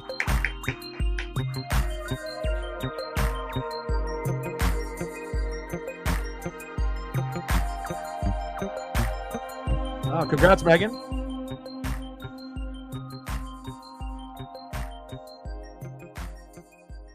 It's always good when you can have projects and things that you have in your life that you're passionate about. Something that relates to you, and again, that's why, like, you go over those types of things with like the migraine and everything else. I go over stuff like mental health. It's really important, the importance of having pets in your life, dogs and cats, kittens and puppies, mental health. Those are really, really, it touches home, for me, and anytime you can work on something, in your free time, at a job, a passion project, a dream or a goal, something that, comes close to home, it ends up, being very special. Cal Raleigh chops that one foul, 2 balls and 2 strikes. That's awesome. Congrats with that. And like I said, that's why for me, no matter what, someone has a passion for, those are the people that I'm drawn to. People that have dreams and goals and that they have that work ethic and that drive, no matter what it is. Popped up. And that is the end of the top of the 5th inning. But Josh Rojas made him pay, baby. 2-1 Mariners. Let's go. Dixon, number 23 with the like. Let's get to 30. Appreciate you. Let's go, baby. Hell yeah. Let's go to the bottom of the 5th inning. 2-1 Mariners. I think that's why, for me, it's like anytime I see, because obviously me and Megan are collectors as well, of like sports memorabilia and toys and whatnot. So that gives us another thing that we have a connection to. But, just being able to be passionate and having something to look forward to wake up.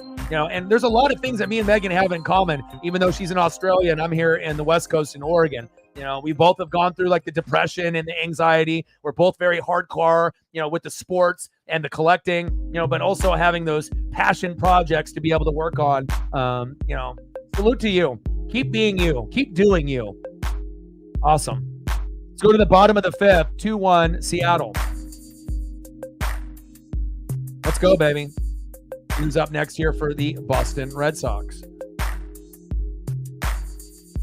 Next up for the Red Sox, one of my favorite players on the roster, 0 for 2 center fielder, hit that homer in the All-Star game to give the American League the win, Jarren Duran. He's up and coming, and like I said, you're going to hear his name more and more as the years go on. I love him. Batting second, 0 for 2, right fielder, Wilyer Abreu.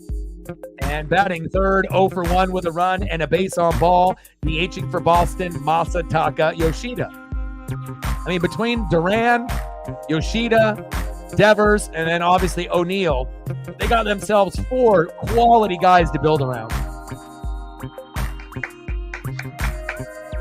Let's go, baby. Thank you for the like and share on the post on the Twitter/X. I appreciate that.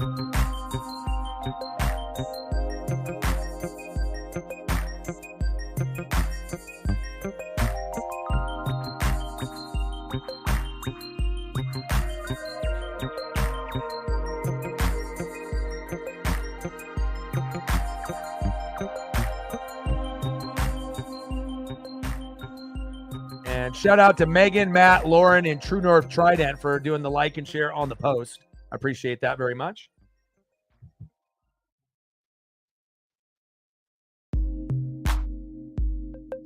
Well, at some point when Roman comes back, they're going to be the bloodline that's going to be the good guys, the face. So they're going to build their little bloodline, with Jimmy and Jay and Roman, and they're going to have their little group. And then they'll be going against, the heel group of Solo and his gang. So it's just a matter of time where they do more story building. And, when the time is right, they'll unleash that particular feud. Little chopper, throw to first, and there's no throw there. Damn it. Is that Polo again? Fucking A, Polo. Golly. Bring up Colt Emerson and Cole Young immediately. I mean, bring up all the young guys already. Come on, Polo.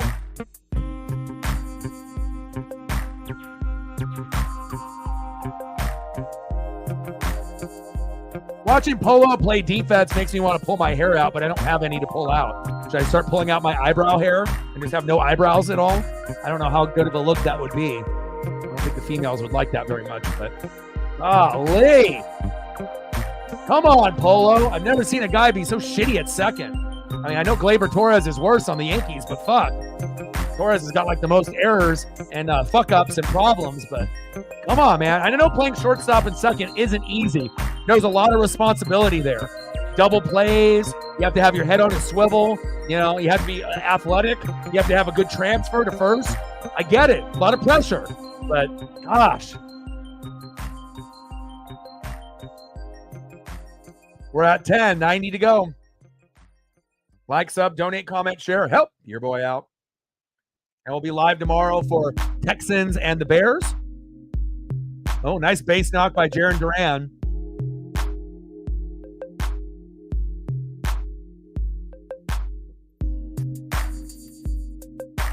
Duran singled to left, Rafaela to second. Appreciate you, Megan. Thank you so much.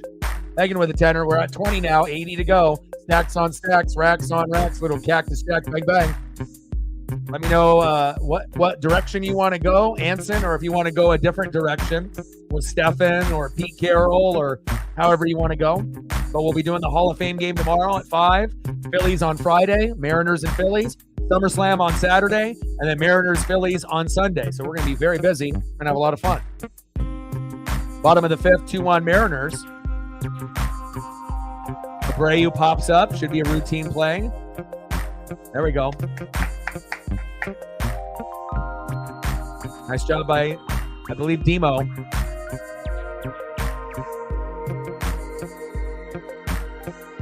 Okay. The hack birthday. Yes. I think we would have remembered it more if we had more stuff coming out as far as like hockey news, but we're not in hockey season. But you're still going to see the Kraken posting, trying to stay relevant, just like every NHL team in the off season and whatnot. So happy belated hack. Bottom of the 5th, 2-1 Mariners. Runners at first and second with 1 out. Next up is Masataka Yoshida. First pitch in the zone at the knees. 1-0 count. 280 average, 5 homers, and 33 ribbies for Yoshida. 4 more likes to get to 30. If you haven't smashed the like button just yet, please do.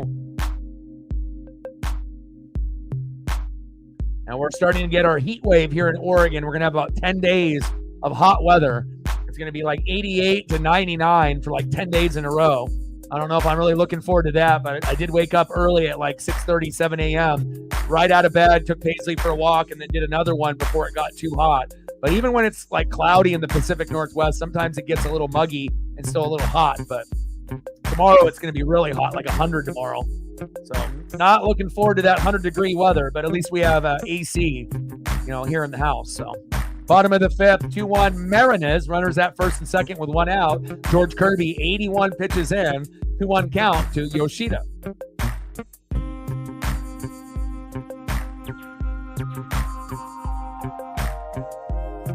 Pitch in the zone for a strike. 2 balls and 1 strike. Jose Iglesias, I don't have an opinion.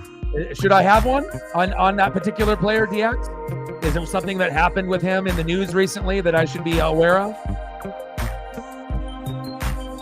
I mean, I follow the league as a whole, and pretty thoroughly, for that matter. Rosarina is there, 2 away. But did something happen with Jose recently? We'll wait for Megan to get coffee and get settled in, and we'll get some photos for her. Next up, third baseman, Rafael Devers. 2 for 2. There's a reason why he's been on the thumb the last 3 games. Got to be very careful.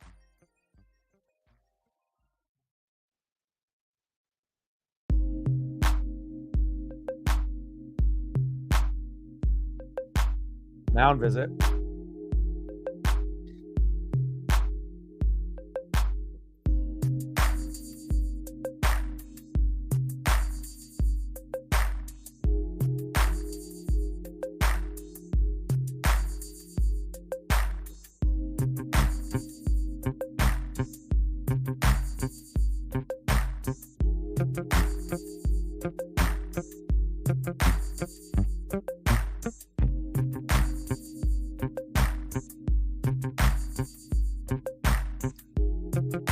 Go, baby. 2-1 Mariners, bottom 5. Runners at first and second with 2 outs. Devers 2 for 2 with a double and a single. Let's get out of this inning, baby.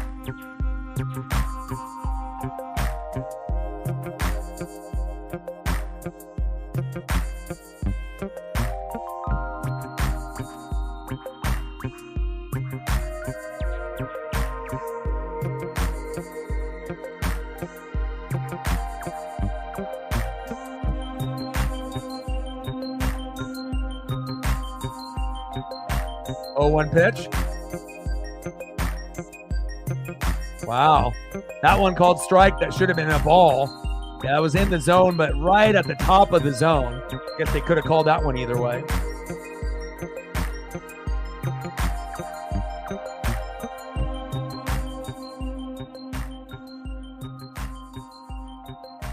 Oh, 2 pitch. Pitch is low and outside. 1-2 count.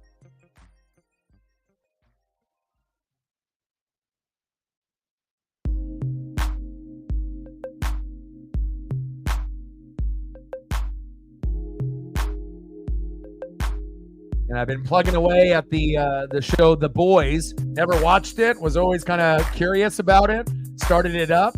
And I'm on season 3 now. There's 8 episodes per season. The first season came out in 2019. Second season came out in 2020. Then they had a 2-year gap where season 3 came out in 2022. And then 2024, the season 4 just came out a couple weeks ago. Lined out to Randy Arozarena. End of the 5th inning, 2-1 Mariners. Nice job, Kirby. But I highly recommend it. It's very, very good. Like I said, I've watched Cobra Kai. I've watched The Bear.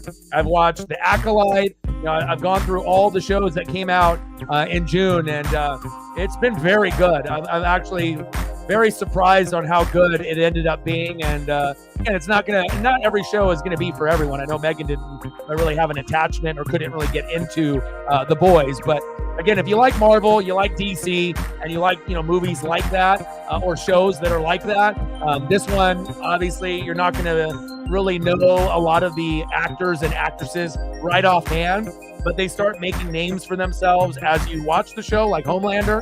And I've always seen like memes of Homelander, but I was like, I never like watched the show, so I like the memes I didn't really get it, but after watching the show and seeing how ruthless Homelander is, like now all those memes and GIFs and all the other shit that I was seeing in the past couple years, now it all makes sense on the way that the show is. And obviously, having, superheroes, that are as popular as celebrities that kind of go bad, and then they end up, just doing whatever the fuck they want and whatnot. And, whether that means if they, want to off somebody here or do this or do that. But it's definitely written well. It's portrayed with the cinematography top notch. And if you haven't started watching The Boys, I would recommend it, because I'm trying to get through that season 3 and season 4, because we got Umbrella Academy coming up in like a week, and I got to be able to watch that. And that's the next like big show that's releasing, obviously through like Prime, Netflix, Hulu, on the different apps and whatnot. So every month there will be about 3 or 4 new shows that usually are continued and come on. So I'm definitely looking forward to Umbrella Academy, and I think that's going to be the last season of that particular show. But if you are looking for something to watch, I would recommend The Boys. It's good.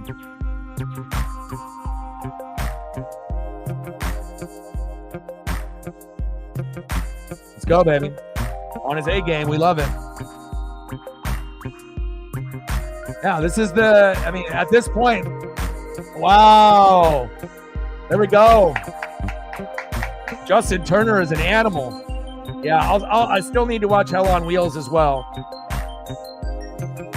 I will get into that at some point. Nice job, JT. Justin Turner is an animal.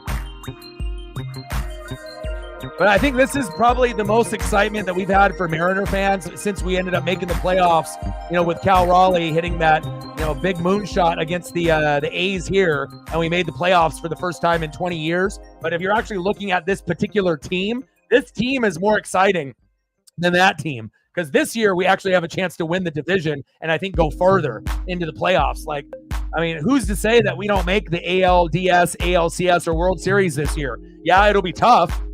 But if everything comes together and we can end up being a good hitting team and the pitching still stays good and the bullpen doesn't lose it for us, who knows? Maybe we overachieve and we can play better than the Royals and Twins, and we're right there with the Guardians, the Orioles, and the Yankees. And on all honesty, I'm not afraid of any of those teams. I respect them.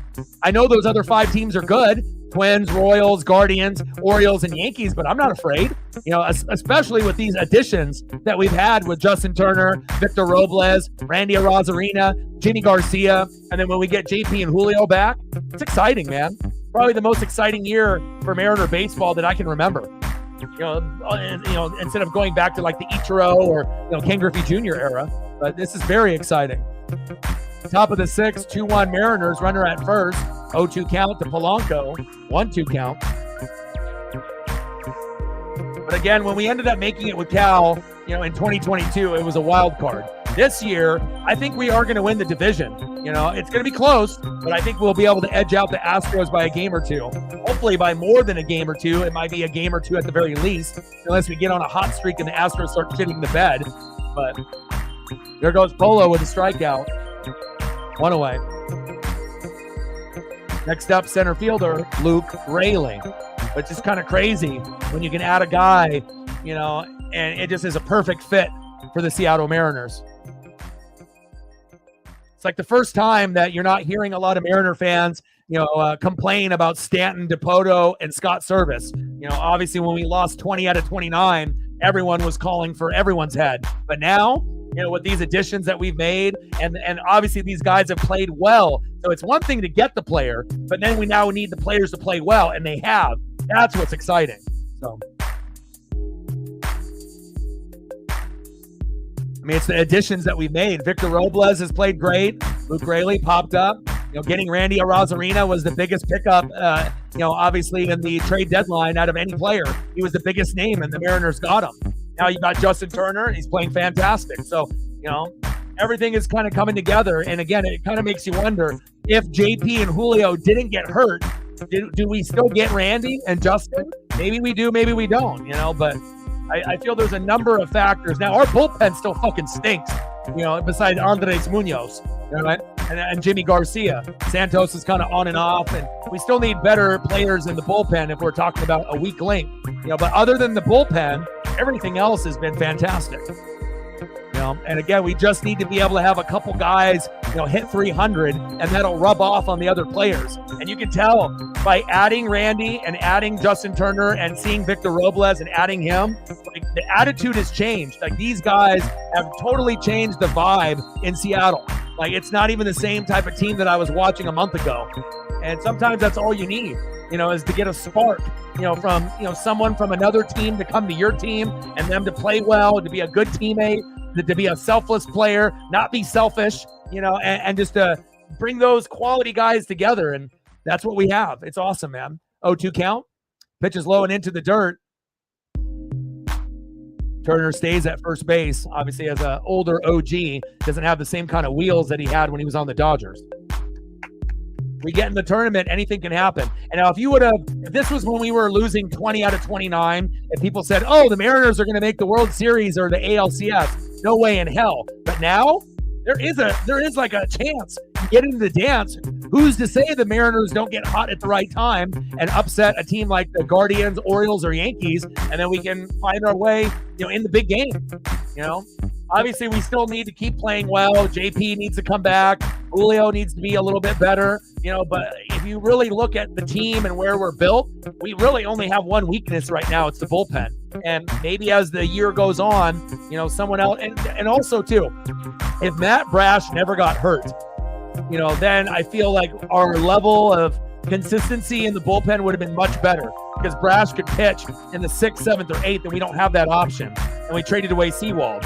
Right? Santos is decent, but he kind of gets hurt. Stanek was good for a little bit. We traded him away. Now we got Jimmy Garcia. Really, the only piece that's reliable is Andres Munoz for now. But hopefully, Jimmy Garcia's dominance will rub off on the other guys like Santos, and he can stay healthy, and we can continue to just kind of have building blocks. Build one block and then another block and another block, and that'll build confidence and swagger and as the kids would say, riz, and we can have all the charisma and the riz, and who knows, we get into the dance, we might be able to go a little bit further. So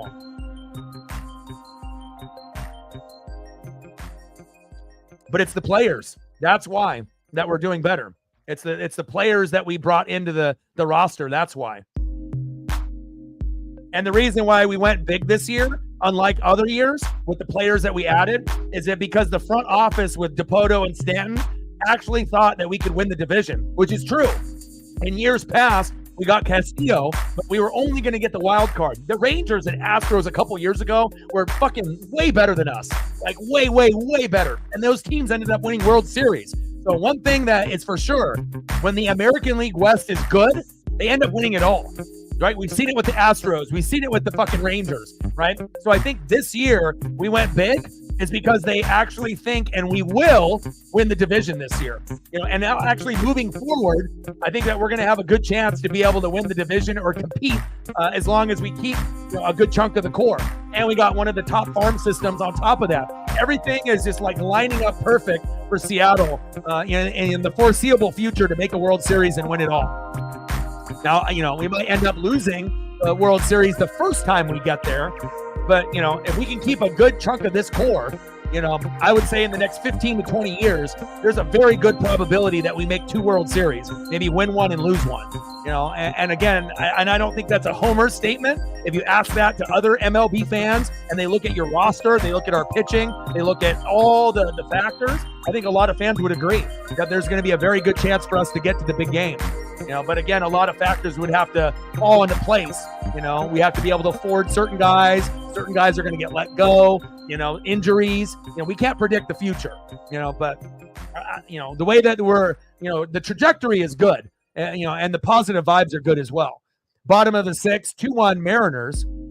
George Kirby on the mound, 90 pitches. Rob Refsnyder in the box. Crushes that one. Nice catch. Vossler in right field. Let's go, baby. One away. Nice line out to right. Nice job, Voss. And you can see Voss can play a little bit of everything. Outfield, infield, DH. Nice catch. Let's go. And I got some photos lined up here for you, Megan, once we go to commercial. Let's go, baby. Like, sub, donate, comment, share. Where are we at on the likes? Bottom of the 6th, 2-1 Mariners. But I haven't seen a team, for a team that, supposedly couldn't hit a couple months ago, we're going to go from a team that couldn't hit to a team that's going to be one of the better hitting teams moving forward from now to the end of the year. Believe you me, we got the players for it. And just imagine if JP and Julio get hot. Watch out. Dominic Smith with a nice hit. Vossler. And he goes in as a stand-up double for Dominic Smith.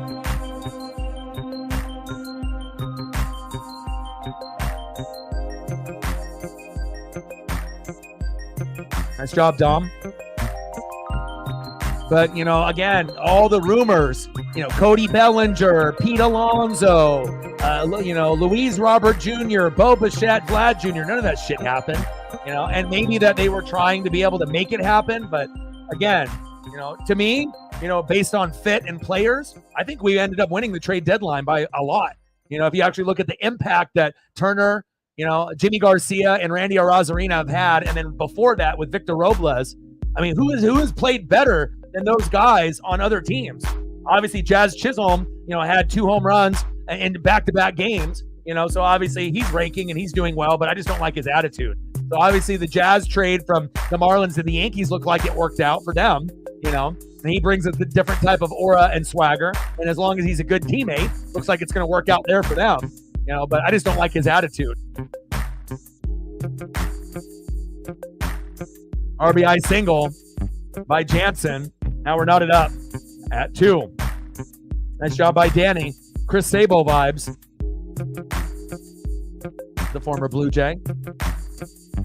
Oh, that's tough. This one's going to go down to the wire. We're going to have to get to 4 runs, 7 to 10 hits if we're going to win this one. And this one's going to go either way. First game, obviously a blowout by the Red Sox, 14-7. Then you saw the Mariners bounce back, and we ended up winning 10-6. This one feels like it might be like a 4-3 or 5-4 game. Maybe even a 3-2 game, but I feel like we're going to get a couple more runs before it's over. There goes George Kirby. And now this is really the tall tale sign for the Mariners. When we bring in another guy like Austin Voth that's coming in, is he going to shit the bed and let the Red Sox win, or is he going to play well? And that's really going to be the determining factor on how far the Mariners go this year, the bullpen. After the starter goes out, who's going to do well for us in the 6th, 7th, and 8th before we go to Munoz in the 9th? Facts. Take a look at George Kirby's stat line as he goes out. Let's also go over the photos for Megan here. Let's do that first.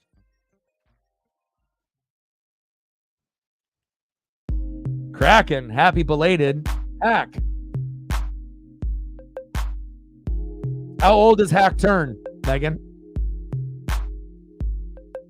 Is he in his 50s?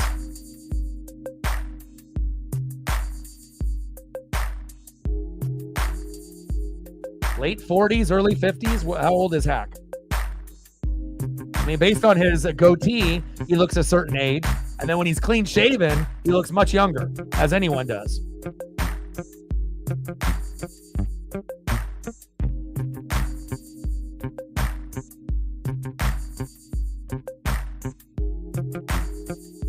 But still got the hell on wheels in the bucket. I don't know when I'll get into it, but at some point I will.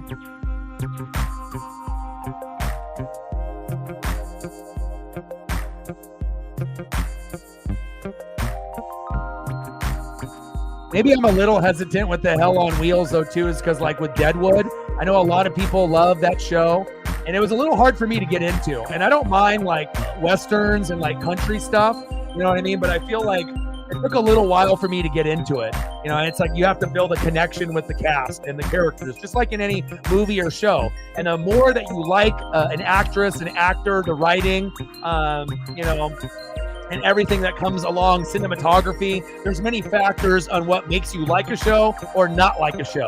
You have to have a connection, right, to something, right? And I just feel like, I felt like the story was good, and I feel like the acting was good, you know, but I don't know, maybe this, you know, some of the maybe like a little bit too much dialogue. And I know it's not every show they're going to be killing people and you're going to see people blasting, and there was a lot of that as well, you know, especially in a Western, but maybe that's part of it for me too. I have to be in the right mood to watch like a Western. A lot of times if I have something that's a little bit more modern, it's easier for me to watch like The Boys, you know, or something like The Bear, you know, something like that. But you know, I'm not saying that I'm not going to watch Hell on Wheels. I will, but I feel like my mood to watch a Western or that type of show, you know, I have to be in the right mood for it. So Hack 56 years young. He looks great. Britt in the building. What's good? Oh, dinner is canceled. Thunderstorm. Having dinner without me. Bottom of the 6, 2-2, Mariners and Red Sox. How are you doing, Brett?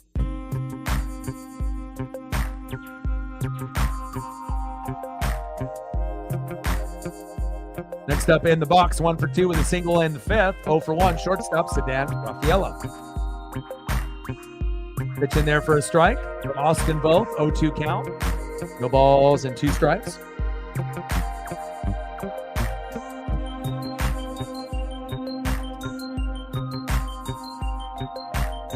Yeah, and it also depends on my mood if I watch a show during the day or at night.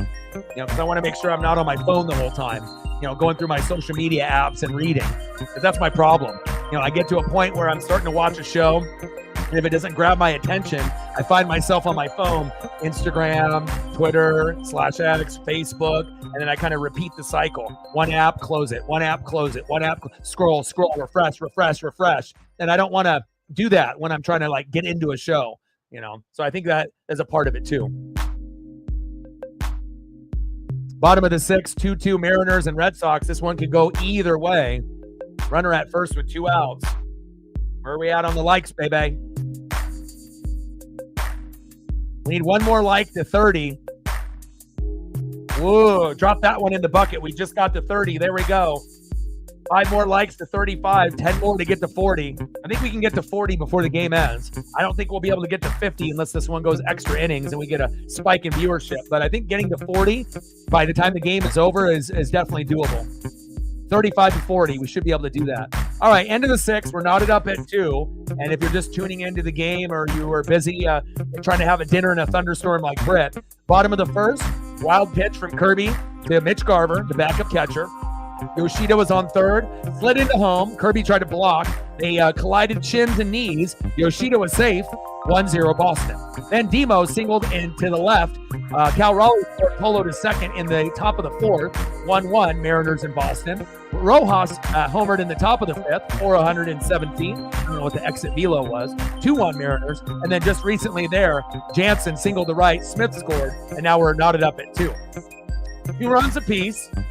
Boston has 7 hits. Mariners have 6, but we have an error. So that's kind of the breakdown so far in the matchup. Let's go, Mariners.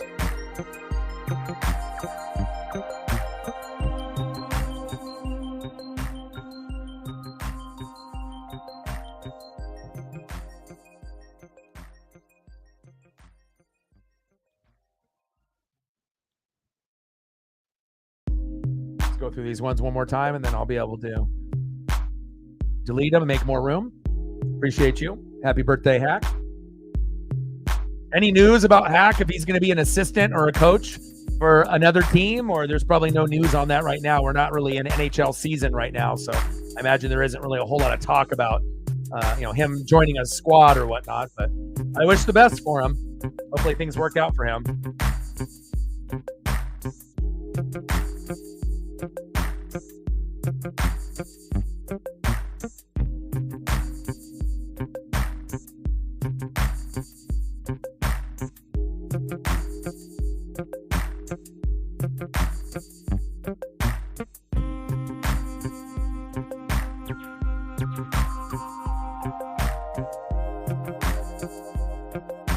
Next up is Mitch Garver, pretty much worthless in the box.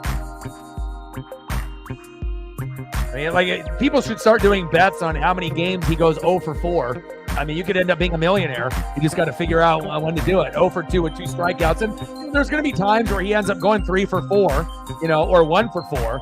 But he's more likely to go 0 for 4 than any player on the team. Facts. Popped up. And he's out again. What a wasted person in the lineup. Mitch Garver. Bring back Tom Murphy, damn it. Next up, right fielder, who should be the everyday DH over Mitch Garver, Jason Vossler. Voss 0 for 2 with a K. It's time for him to get his first hit tonight. Come on, Voss. Voss is a better player than Tyler Locklear and Ryan Bliss. Let's go. Who's going to win the NFC South this year? Tampa. It's not going to be by a lot, but they're going to win the division. Atlanta's going to be better with Kirk Cousins, but defense is a little suspect. Saints are always going to be competitive with offense and defense, but Carr is kind of a joke. It's not a good fit with that roster, and their head coach as well. They need to make some changes there. Panthers are going to be absolute dog shit. They'll probably be the worst team in football. So, Bryce Young's got a long ways to go.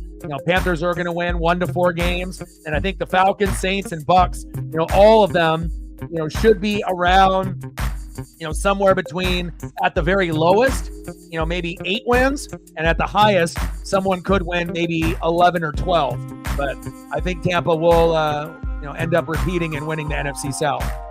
Falcons will be better, obviously, especially if Kirk Cousins can, distribute the ball to Kyle Pitts and the rest of the team. But the defense is really the big question. Saints are good on both sides of the ball. Tampa will be good on both sides of the ball. So it will be a 3-team race.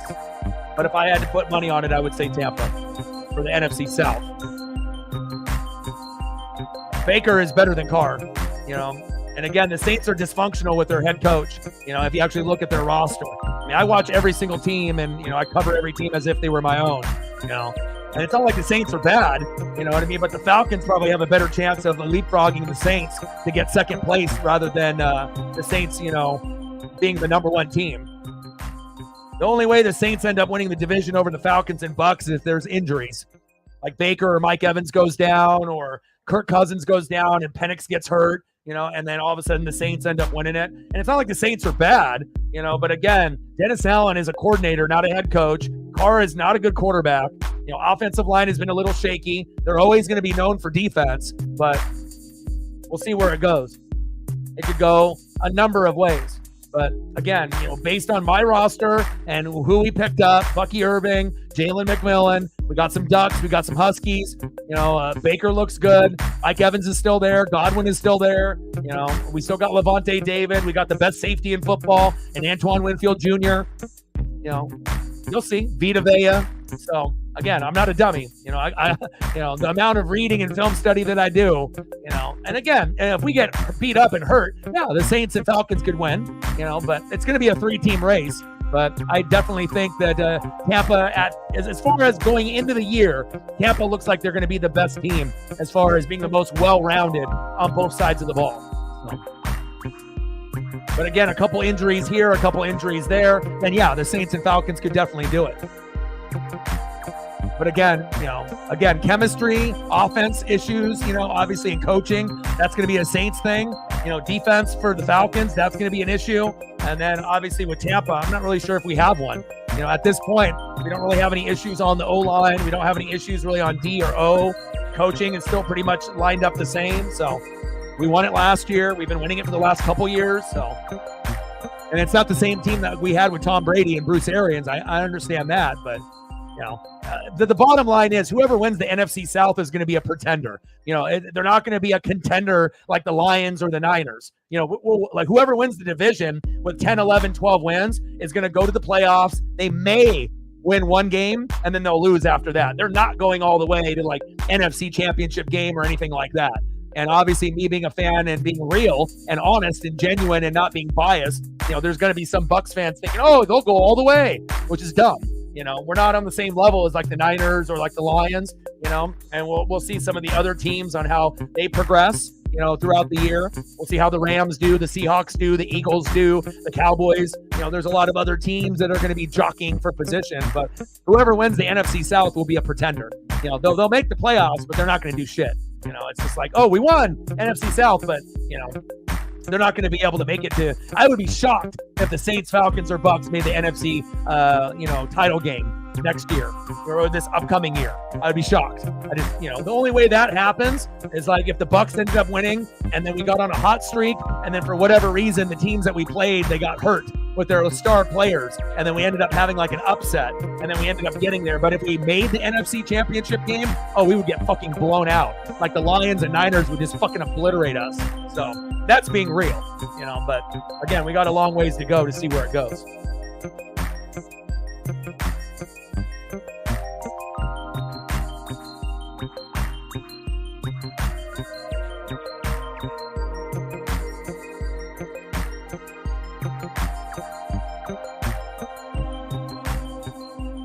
Bayo throw to first.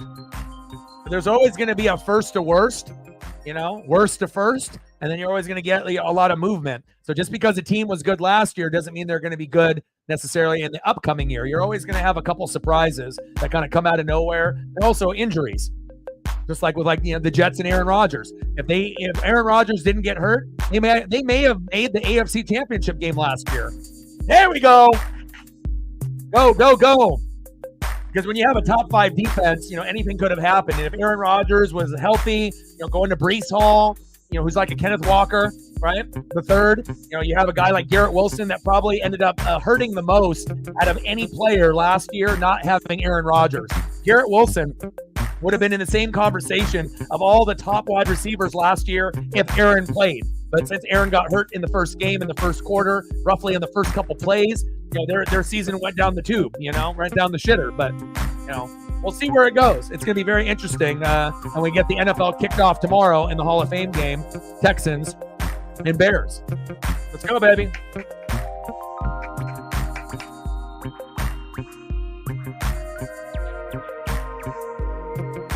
But, Kirk Cousins will do his thing, but I'm excited to see what Michael Penix Jr. can do. Again, there's only a few guys that I get really excited about in college football. And sometimes, they won't pan out the same way in the NFL, but I loved watching Johnny Football in college.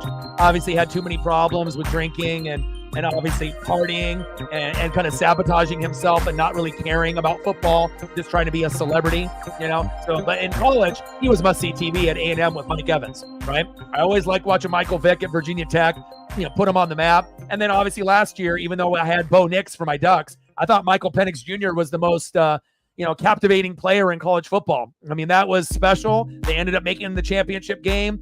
They couldn't come through and win it all, but that doesn't mean that they didn't have a good team. Look at how many players went to the NFL. And when you're a small market team that could overachieve build for 3 or 4 years to get to the pinnacle. It's just like Oregon. We build, but we didn't get a chance to win the championship either even when we had Mariota or even in the Chip Kelly era. But, when Michael Penix Jr. gets his chance, he could be like the Tua of the NFC, not Hawk Tua, but the Tua, right? Obviously on the Dolphins. And, he might actually be better. I feel like if you're looking at lefties, you got Tua, right? You have like Steve Young, Michael Vick.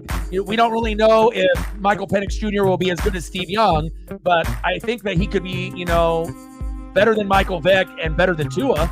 So, if that says something, and Tua sometimes puts up pretty good stats every once in a while, he looks like a top 5, top 10 quarterback. Obviously helps when you have Tyreek and fucking Waddle also, and obviously a good coach that knows how to use you. But we'll wait and see on how everything plans out. It's going to be fun. Top of the 7th, 2-2 Mariners and Red Sox. Runners out the corners on 1st and 3rd. Arozarena popped up.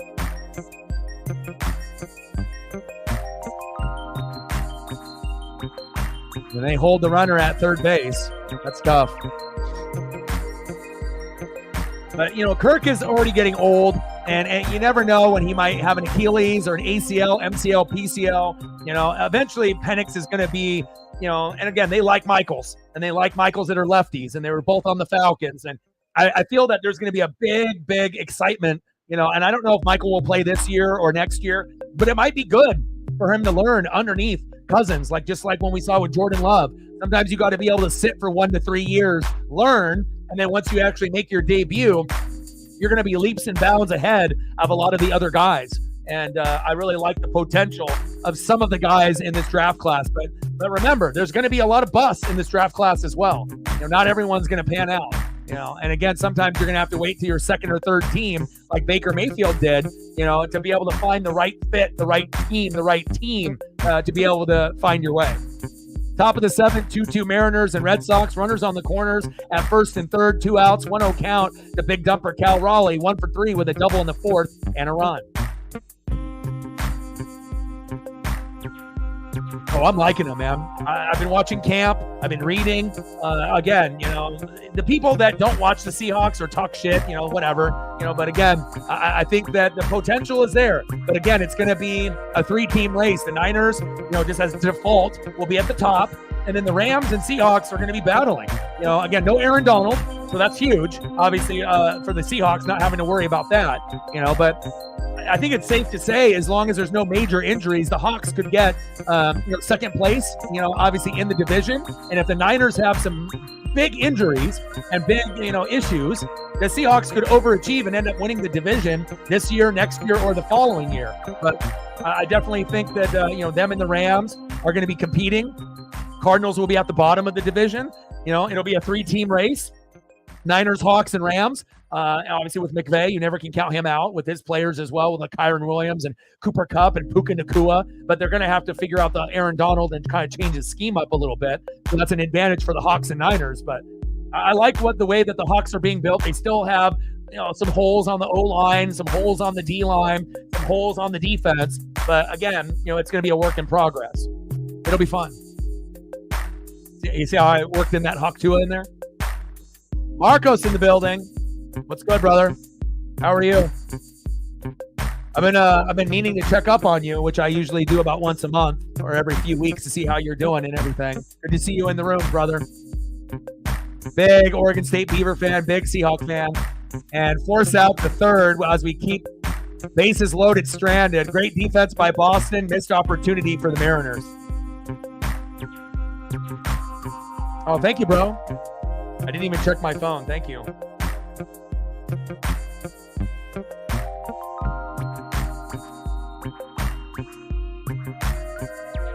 And I could use it. We haven't had any Venmo or Cash App in like weeks. Well, normally I know when I get to, to like SummerSlam, we're going to have a few people that will donate through like Cash App or Venmo, there, during the WWE pay-per-view. But thank you, man. Again, that way I can actually, buy something if I need to buy something for like Paisley, because when you only get paid once a month, and if you're not getting anything on Venmo or Cash App, you're pretty much broke, and you're just hoping, someone will help you out on that end. So that way you can like buy something to eat, buy something to drink, take care of your dog, buy dog food, buy a bone. So thanks, man. I appreciate you. Marcos with a $5.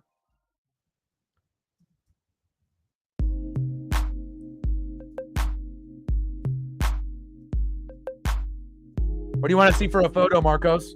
You got a Seahawk player in mind?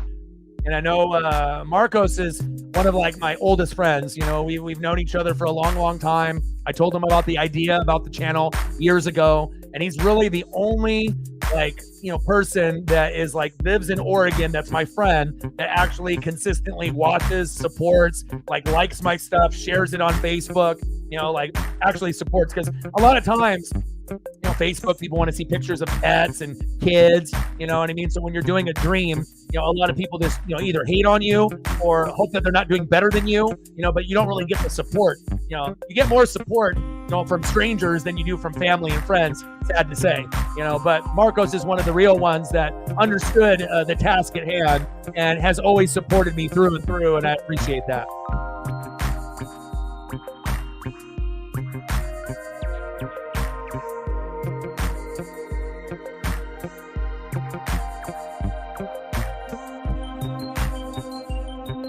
Thanks, man. I appreciate you. Marcos with another $5. Thank you, man. What Seahawks you want, bro? Seahawks or Beavers?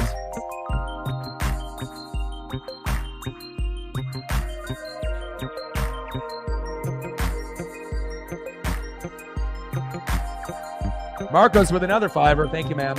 Yeah, but I haven't got anything on the Venmo or the Cash App in a long time, and it's, obviously for people like Megan in Australia, she doesn't have it. But yeah, I mean, it's been a little rough, to be honest, but that's stories for another day. Stacks on stacks, racks on racks, a little Cactus Jack. Bang, bang. Appreciate you. It's not ideal when you look in your bank account and there's $1 in there, after you get bills and everything paid and whatnot. So especially when you want to be able to take care of your pup and whatnot. But I know hopefully once we get into, SummerSlam on Saturday, hopefully we'll get a few people that will be able to help out on that end. So, but the support on the Super Chat, has been great. The only problem with that is that they take such a large percentage out of it, and it's 30-35%. And then I don't even see that for a month. And I don't know how many people that could live off a very minimal amount of dollars, while you're waiting a whole month to be able to get paid. Some people get paid every week. Some people get paid every 2 weeks. But when, you get paid every month, it's hard, And I don't waste any money on myself or splurge on anything. Pretty much everything goes to bills and Paisley, and that's it. So bottom of the 7th, 2-2 Mariners and Red Sox. Runner at first. Next up is Romy Gonzalez. Ooh, B-Roy, nice. Pitches inside. 1 ball and no strikes to Romy Gonzalez. Being a streamer is definitely it's different, compared to any other job, because you don't know what you're going to get. When you have a job, you know how much you're getting, per hour or salary, and you kind of have an idea of what to expect. But when you're a streamer, you have no idea, if you're going to hit 100 to 300 or you're going to hit a 0. So it's you just have to pray and hope that the people recognize the hard work and that they have an expendable extra income to help you, survive and do your dream. That's why it's so important to be able to grow, so that way you can get more and more people to be able to support. So bottom of the 7th, 2-2 Mariners and Red Sox. Runner at first, 2-0 count to Romy Gonzalez.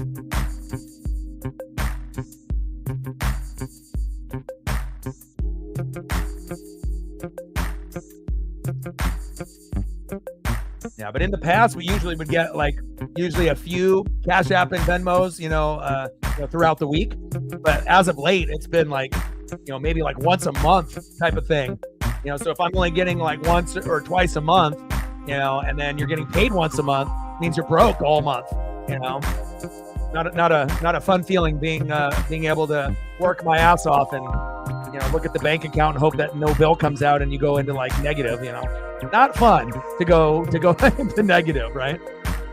Bottom of the 7th, 2-2 Mariners and Red Sox. DX with a 20. Appreciate you. Gonzalez. Nice catch.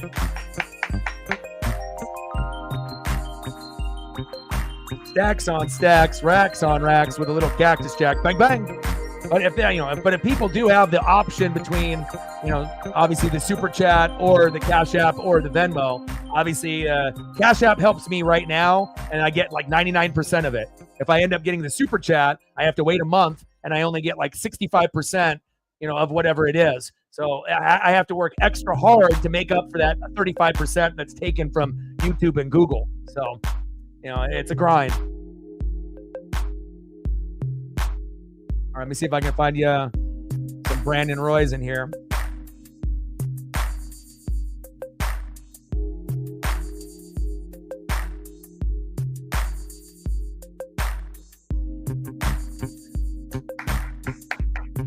Next up is Tyler O'Neill. Uh-oh, we got to be careful.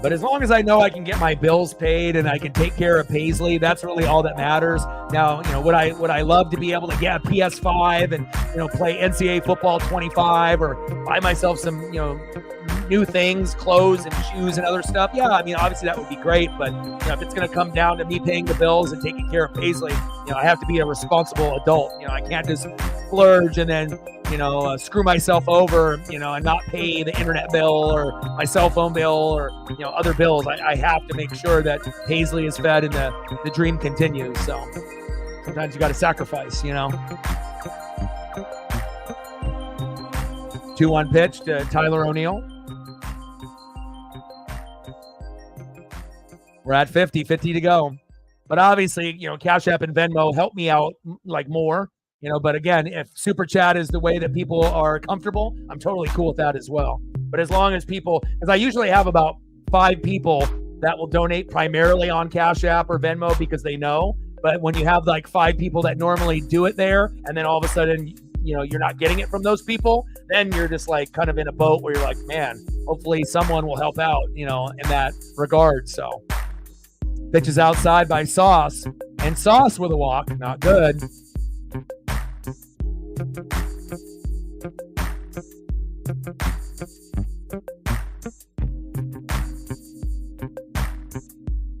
It's crazy. I was actually talking about B. Roy like a couple days ago. Kind of ironic that you bring him up.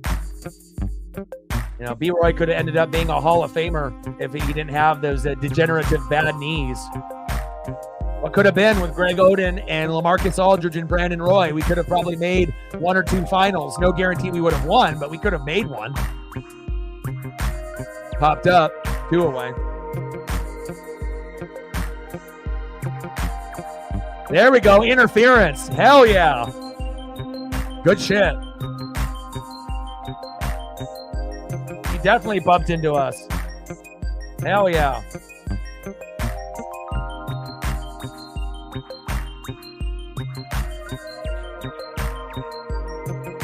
Yeah, running into Justin Turner on purpose. There we go. End of the 7th, 2-2, Red Sox and Mariners. Like, he definitely could have went around. Inning over, baby. That's what happens when you try to cheat. Yep, I agree. You got to get out of the way.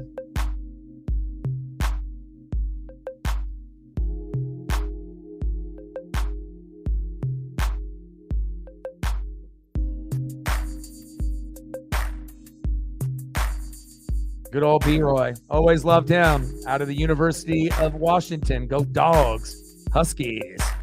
And then for the Portland Trail Blazers.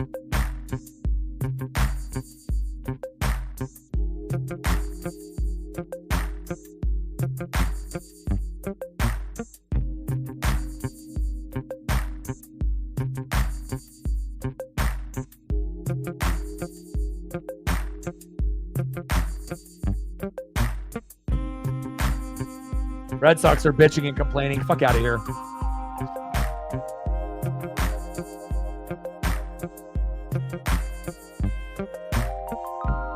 What else do you want to see besides B-Roy, Marcos?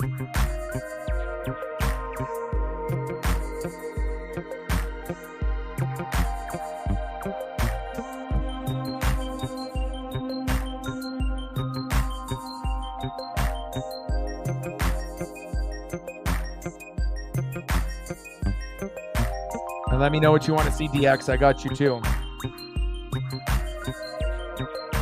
But yeah, the Cash App and Venmo, they definitely help a lot. Super Chat does as well, but I think as long as people understand how it works, and then they can make their decision, and it also depends if you guys have Venmo or Cash App. Some people have access to it, some people don't. Like Megan doesn't have access to it in Australia. But if you live in the United States, it just depends if you have the app, if you have like a bank account to link it to, or if you don't. So, but whatever way anybody wants to support, I'm fucking very grateful. It took me a long time to get to this point. I've been grinding for 12 years. I've been full-time for 3. And I love every single one of y'all. Appreciate you very, very much. I mean, for me, it's like, the only team I represent that's not in the Pacific Northwest is the Tampa Bay Buccaneers, because I'm a defensive-minded guy. Sapp, Brooks, Lynch, Rondé Barber, and then obviously like a Mike Allstott on offense. Those are like my guys, right? But I'm Ducks, Blazers, Mariners, Kraken. So everything is in Oregon or Washington other than Tampa Bay. So, and if the Seahawks and Niners had better defensive players, in the mid-90s, then maybe I would have been a fan of one of those two teams. But I didn't want to be a Niner bandwagon and be like, look at me, 5 championships, 4 with Joe Montana, 1 with Steve Young. I just didn't want to be that kid. I wanted to try to build something and have a connection. And they didn't really have the defensive players besides Dion. And then he left to the Cowboys in '95. So that was kind of made my own decision there. And then the Seahawks really didn't have defensive players that gravitated from me to them. Now, if it was, if I was younger, then obviously with like Legion of Boom, that would have been insane, But I had my own kind of Legion of Boom with John Lynch and Rondé Barber, Sapp, and Brooks, and Simeon Rice. So I had one of the best defenses in the last 30 years, 85 Bears, 2,000 Ravens, and 2,002 Bucks. So.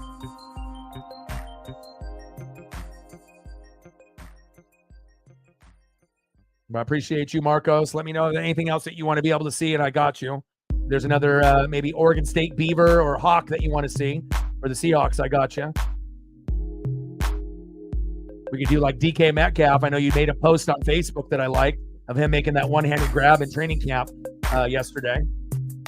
But you let me know if you're still in the room. Marcos is a G, man. Me and Marcos have been to many, many keggers from back in the day. Many, many parties. We've worked together. We've partied together. Really, really good person. 1-0 pitch to Luke Rayleigh. And again, we've known each other for, 15, 20 years. We've never fought. We've never had an issue. Never lied to each other. It's always been honesty, loyalty, respect, and we have a lot in common. We both love sports, and he's a good dude. Top of the 8th, 2-2 Mariners and Red Sox. And Luke Rayleigh hit by a pitch. We'll take that. Okay, I'll do that once we go into commercial break. Zhu Guanyu.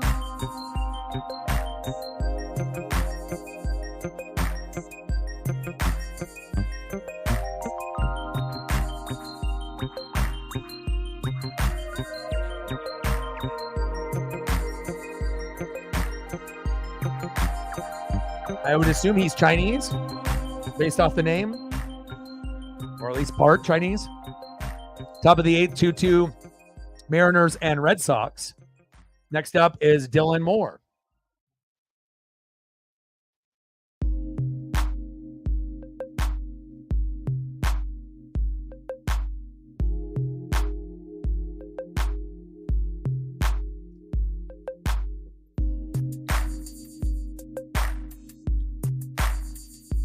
Yeah, if you have a post or something that you want me to put on the screen or whatever, we could do that.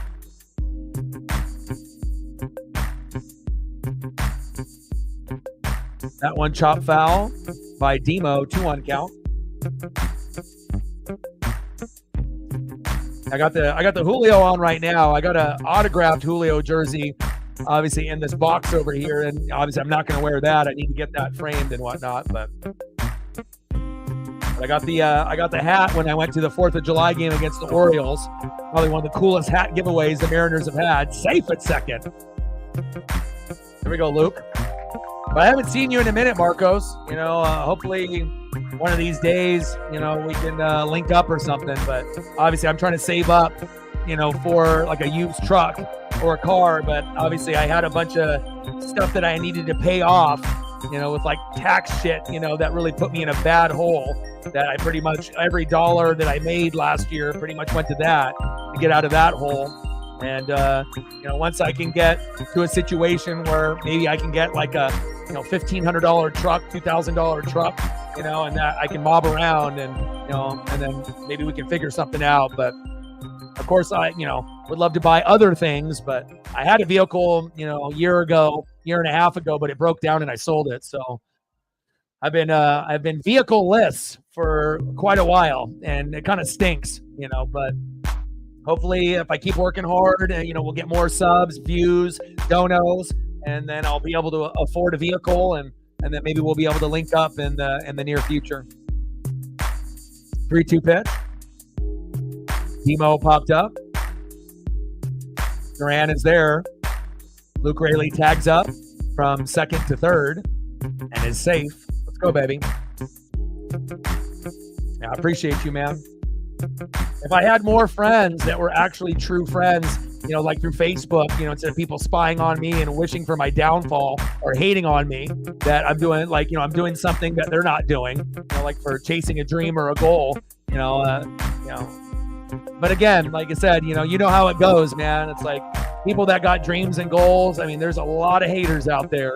And there's a lot of people that, they don't want to like your shit, but they're watching you, and they want to be able to spy and to be able to gossip and whatnot. But, I don't really, I'm too busy to worry about all that. All I got to do is just grind every day on the dream, hang out with the amazing fans like you guys and friends, hang out with my pup, Paisley pup, and that pretty much takes up all my time, and then doing a lot of reading and film study, when I'm not streaming, so that way I can keep up to date on everything that's going on in the sports and wrestling world, basketball, baseball, football, hockey, NASCAR, as well as WWE and AEW.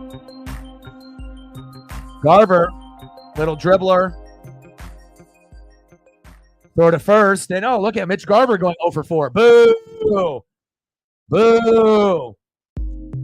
It's like you might as well just fucking put Haniger in there, but again, he's catching today, not DHing. So we're stuck in a pickle with Mitch Garver.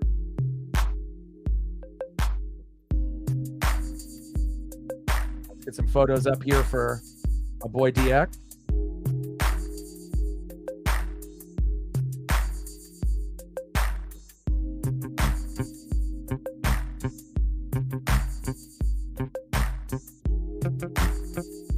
The better that the Mariners do and the Ducks do, the bigger that we're going to grow, obviously moving forward.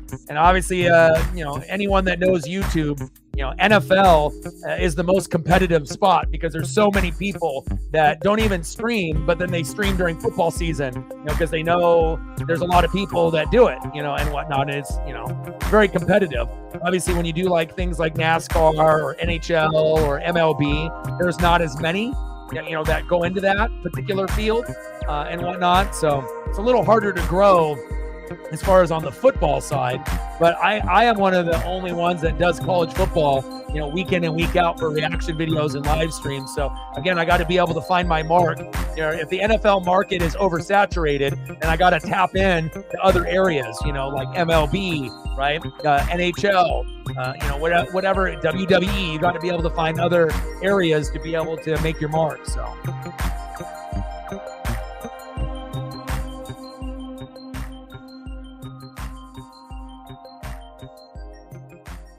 But also college football is not a scene that's really oversaturated. Really, the only one that's oversaturated is NFL. Other than that, everything else is like, kind of a normal amount. But I'll still be doing the reaction videos for the NFL and college football. I know people love those. And I put a lot of blood, sweat, and tears into everything I do. And I know we'll be able to get some good results out of that. Especially if I end up using my own image, in the reaction videos, which I'll do. And we'll be, it'll end up having a kind of an increase in viewership with those. So, Gregory Santos coming into the matchup.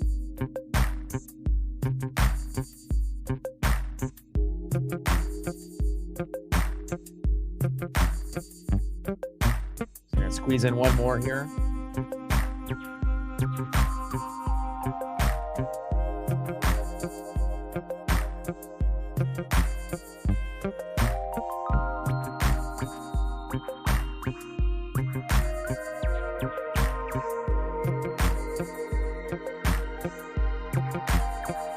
Bottom of the 8th, 2-2 Mariners and Red Sox. Rob Refsnyder in the box, finding the count 0-2. Appreciate you, DX. What do you want to do for Seahawks or Beavers, Marcos? You got an individual that you want to be able to see? Little Tyler Lockett, Gino, DK. Little flip to first. Santos, one away. Here we go. There goes down Refsnyder, one away. Next up, first baseman Dominic Smith.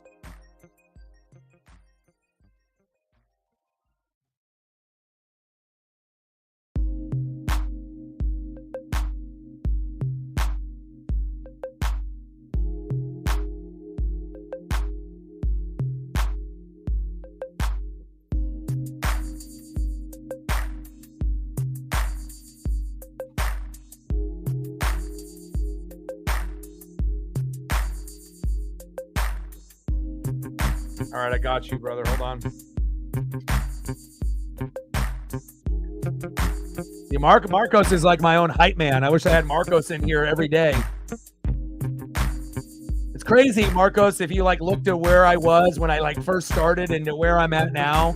Pretty crazy, man. All the hard work, all the blood, sweat, and tears, doing the channel with someone and having them quit, and then having to reinvent myself, over and over and over, starting it off with just reaction videos and now doing live streams of everything. I've had to kind of rebrand and, change everything from where I started to where I'm at now. It's been a long fucking journey, man.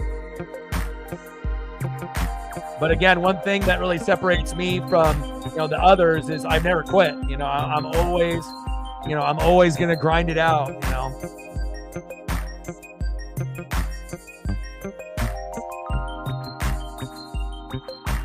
Who could beat Georgia to win the national championship? Probably Texas, Oregon, or Ohio State, if they can play good enough. I would say probably Ohio State and Oregon will have the best chance. Texas probably would be able to get there, but probably not win. But if Georgia played Oregon or Georgia played Ohio State, at some point, you would think that Ohio State will win it all, Oregon will win it all. Georgia and Bama had their moment, Michigan had their moment, and now Ohio State, Oregon, and Texas are looking for theirs. And I think Oregon and Ohio State are better than Texas. Texas is good, but I think Oregon and Ohio State are better. They're like the fourth best team. So, but we will see. Quiz Rogers, good choice. Let me pull up Matt's plays. Matt is a guru with play calling and strikeout.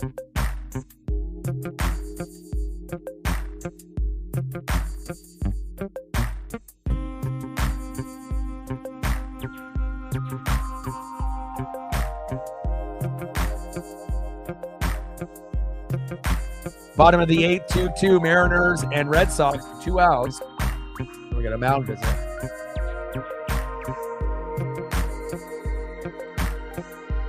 Like when you look at Matt's play calling, it's like you're playing Madden or college football.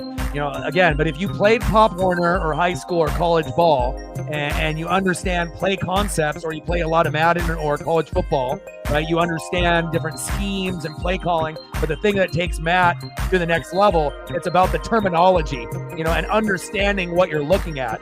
Some people can just look at a diagram and they can see that, but you have to understand what each person's role in each individual play is. And a lot of people don't understand that. And that's one thing that Matt is better than most people that are on social media at, is not only being able to how to break down a play, but the strategy of it, and also knowing what each person's role is in each play.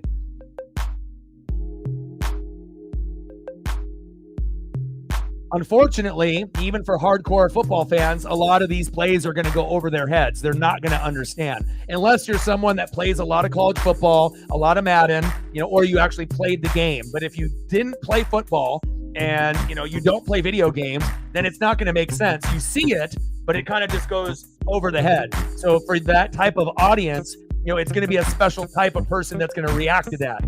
Coaches, players, former players, people that understand Madden and college football and play video games. Like, those are the people that are going to react to that and understand it. But if it's like the average person that watches football, but I'm not saying that's a bad thing, but you have to understand also too, sometimes it's so complex. It's like Einstein, writing a formula on a blackboard. Some people are going to get it, and other people are going to get the gist of it. But sometimes it's going to, it's so complex, it's going to go over their head. But I do appreciate the hard work that you put in.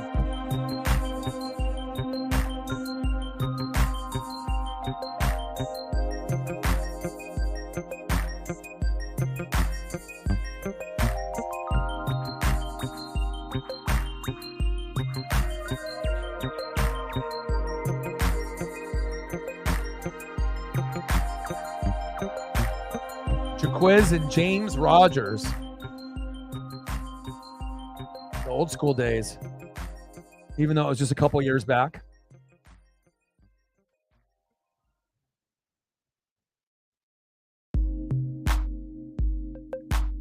Bottom of the 8th, 2-2. Colin Snyder coming in. Quiz, baby. What about Damian Martinez? He's a stud.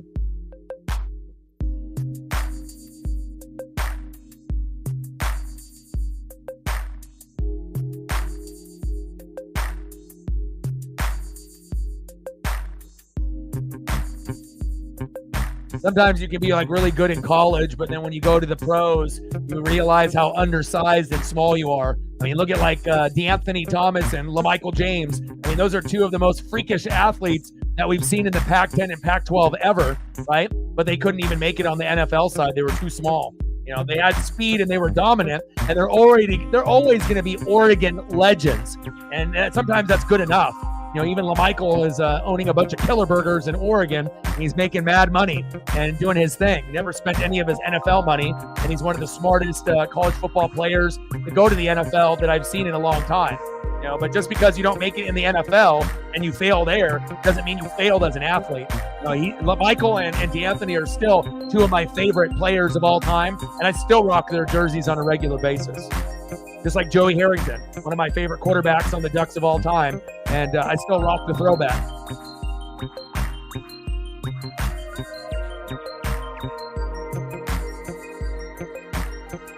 Bottom of the 8th, 2-2 Mariners and Red Sox.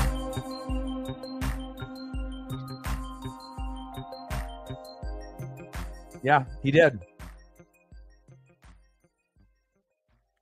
So you ended up getting, you have a PS5 or an Xbox, Marcos? You got college football, right? How do you like it? It's awesome, isn't it?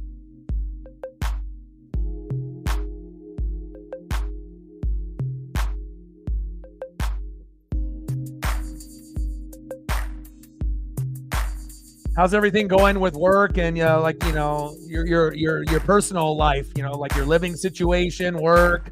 How's everything going in your life?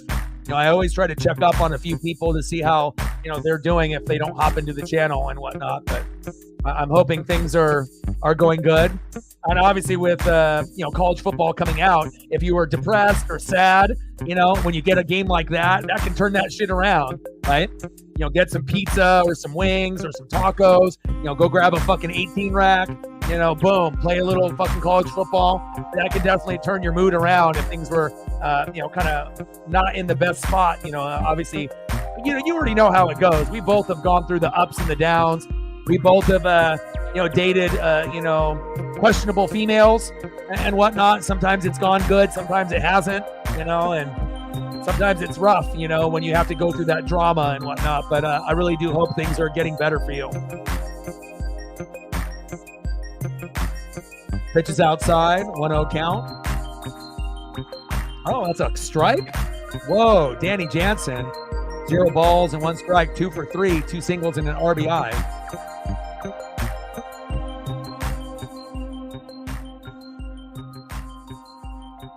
Behind in the count, 0-2.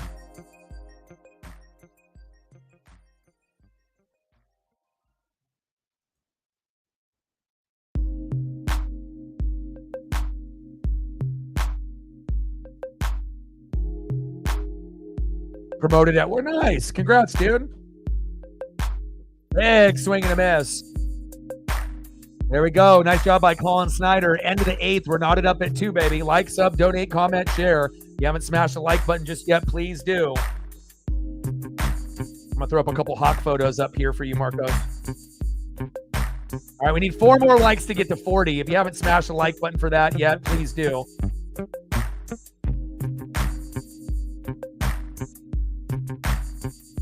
Shout out to Marcos with another $5. Thank you, bro.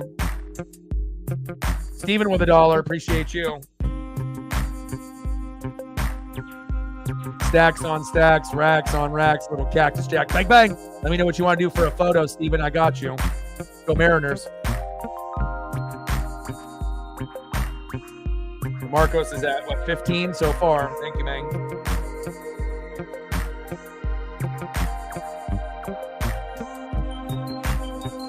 What are we at, 56 now? Appreciate you, brother. Every dollar counts. Especially if you have people that donated in the past and they don't donate anymore, or if they passed away, or the job situation is different. You can't expect to have the same people forever, but it's always nice to be able to have the regulars step up and, for the others that maybe, have moved on or, to whatever plane that they've gone to at that point. So stacks on stacks, racks on racks, little cactus jack. Bang, bang. $5 holla. Appreciate you. We're at 56, 44 to go.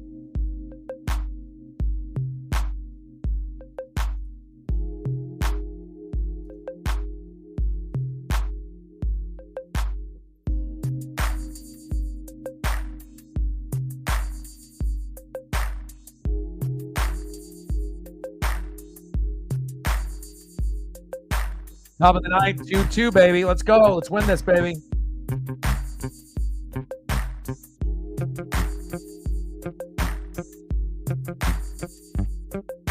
A little DK all day for you.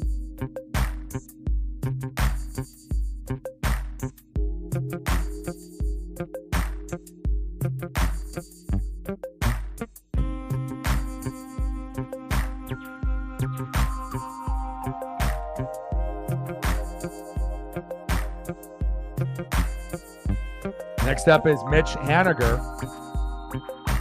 Appreciate you, Marcos. I'll get you a few more once we end up getting into a commercial break. Come on, Hanny.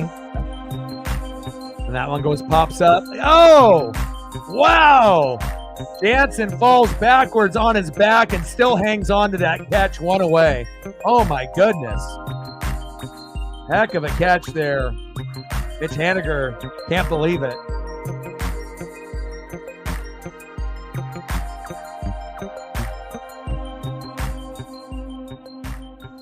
So Josh Rojas got you.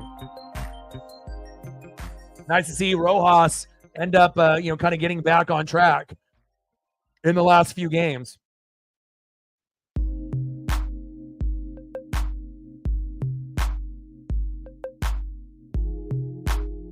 Next up, Hollywood Josh Rojas.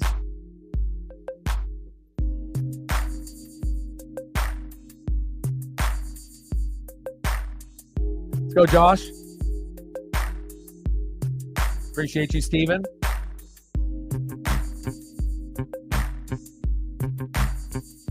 Pitch in there for a strike behind in the count, 0-2.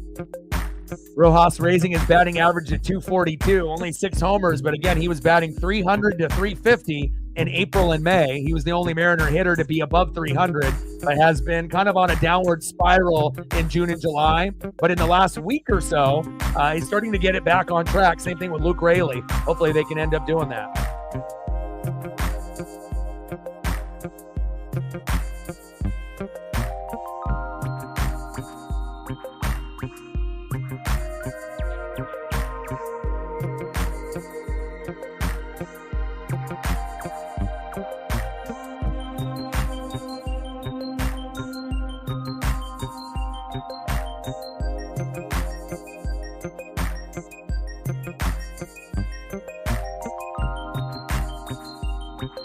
Pitches outside, 3 balls and 2 strikes. Let's go, baby. Appreciate you, Steven. Appreciate you, Marcos, DX, Megan, all the people that have donated so far this afternoon.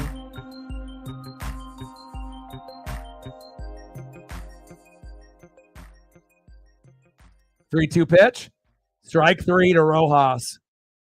Jansen's got that delay in his delivery that kind of fools the hitter as far as the anticipation of when to swing.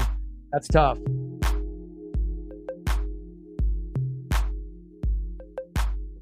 Well, especially when the dinner, being delayed by the thunderstorm, you were about to have dinner without me.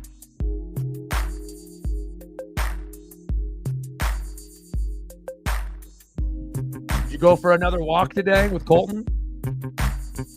I haven't seen any. Did you do the photos with the animals from yesterday? You said that those were on like a personal camera, though. I remember, right? Top of the 9th, 2-2 Mariners and Red Sox. We definitely are missing Victor Robles today. Had a little bit of a hip issue, so he was out, but hopefully he'll be back on Friday when we play the Phillies. And we really need Randy to step up here. Come on, baby. Let's go, Randy. Top of the 9th, 2-2 Mariners and Red Sox, and this is definitely going to go either way. You don't really know what direction it's going to go. Big swing and a miss. Nice pitch by Jansen. 1-2 count. Come on, Randy.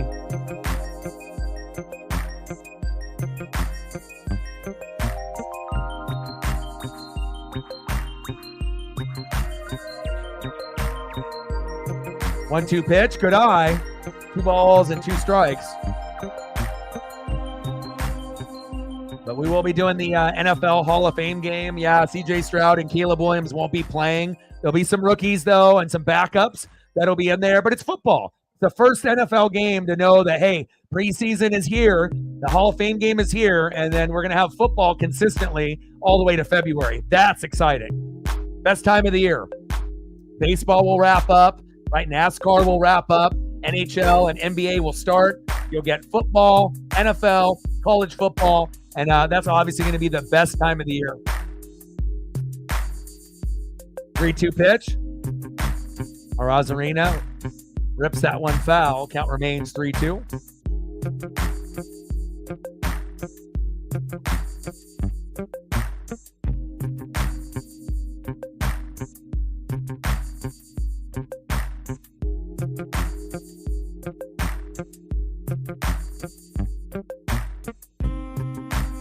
I got a couple more dope DKs for you, Marcos. 3-2 pitch. Drops that one foul. Randy is battling.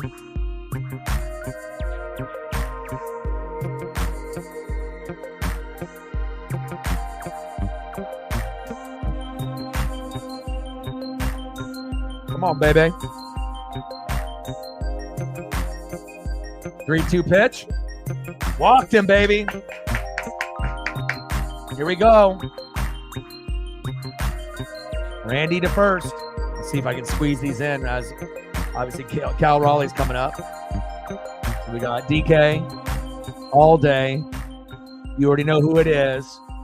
Fucking cool collage. Love that one. Oh, baby. Let's go. Appreciate you, Marcos.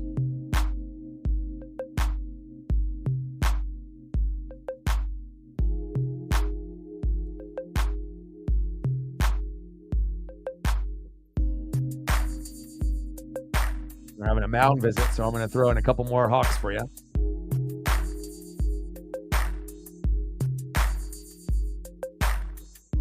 Gino, maybe the most underrated quarterback in the NFL that's a starter. People want to keep playing with guys like Baker Mayfield and Geno Smith acting like they can't ball. But again, you either watch the games or you don't. It's very clear, the people that have this assumption, yeah, maybe Geno wasn't good when he was, on the Jets, but that doesn't mean he's not good now. And Baker had his moments on the Browns, and took him to the playoffs, and maybe he didn't pan out to the degree that a lot of people thought, but that doesn't mean Baker Mayfield didn't do good things for the Tampa Bay Bucks last year. It's either you're watching or you're not watching. You either understand or you don't understand. You either, evaluate talent properly or you're just a hater, Very excited to see where we go this year. And it's very possible the Hawks and Bucks might have similar records, and hopefully both of us will be in the playoffs as we go into the season. I think there's a good chance. I think there's a good chance that both of us could be right there in the running to win the division or to get second in the division. So a little wild card action. You never know. Yeah, I'll get you some Sam.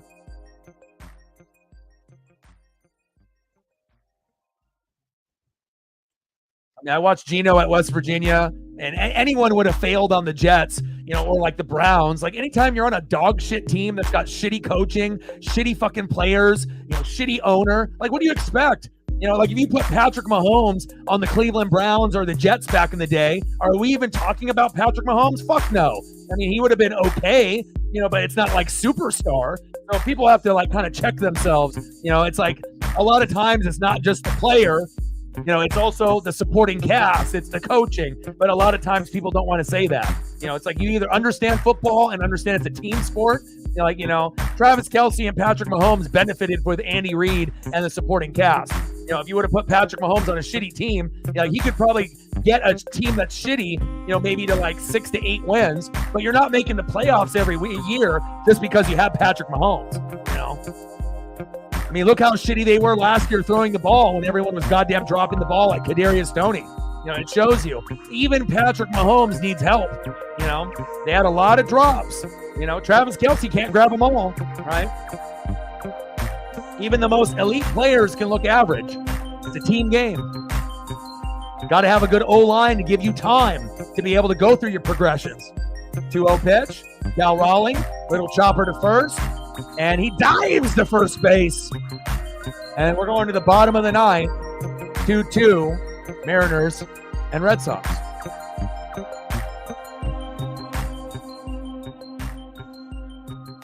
But just as important as a quarterback and a coach is the offensive line. If your offensive line is dog shit, right, you're not going to be able to do anything. Like, remember watching the Super Bowl against my Bucks? What happened to Patrick Mahomes? 0 touchdown passes. Think about that for a second.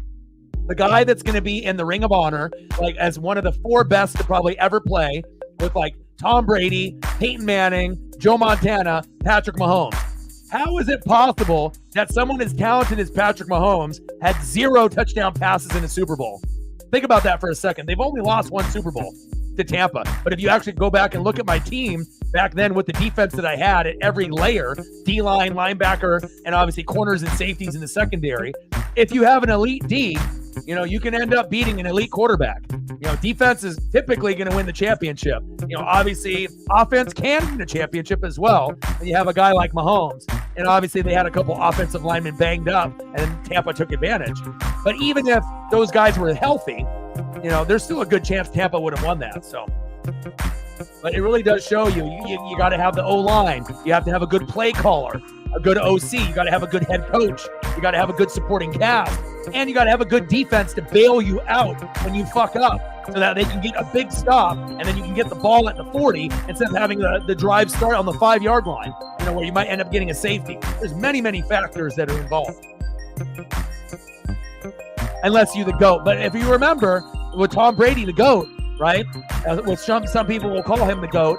If New England didn't have all those top 10 defenses year in and year out, they wouldn't have made as many Super Bowls. They still would have made some, maybe like 3 or 4, but they wouldn't have been to like 7. 8, 9, 10, if they didn't have that, because we would have seen Peyton Manning and the Colts, if they would have had a better defense and O-line, Peyton would have stole a couple of those spots that Brady ended up making, So it's a team game. You have to look. Offensive line was always underrated for the New England Patriots, but the defense was never, ever, ever talked about, and they were always top 10.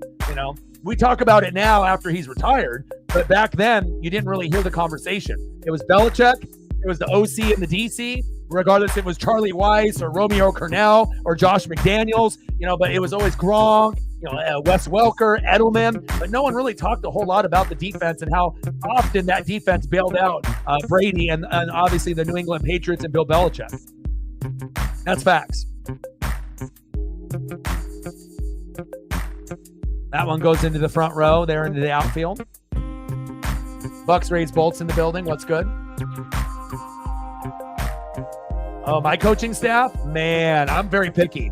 I like guys like Kyle Shanahan and Sean McVay, for their intelligence. I like guys that are gritty, like Mike Tomlin, that, obviously has that stability of having a winning record. I like guys like fucking Andy Reid. You'll run through a wall for a guy like that. So, there's a lot of guys that are out there, that I admire and I look up to. It kind of depends on who you are. If you're like an older grandpa kind of coach, or if you're going to be one of the young and up and coming, coordinators or offensive genius minds that knows how to play call. There's not very many people that are as intelligent as Kyle Shanahan or Sean McVay based off play calling. You could argue those are probably the two most intelligent play callers that are in the game right now, right? Big swing and a miss, one away. But again, Kyle Shanahan's problem, he just needs a better quarterback.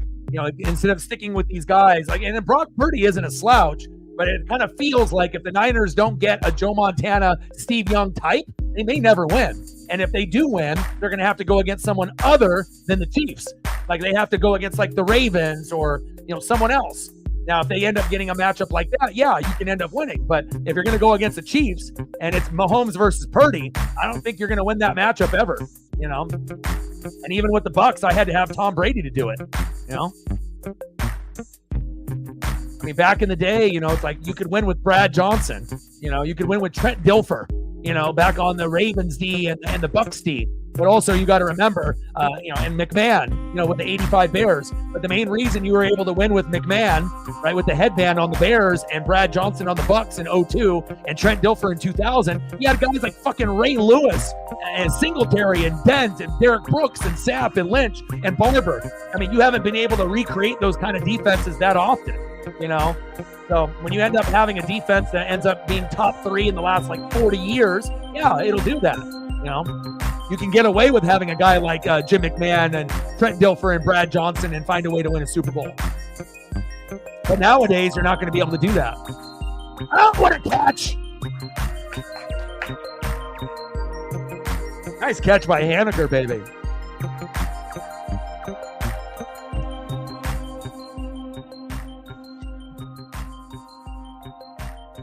Nah, man.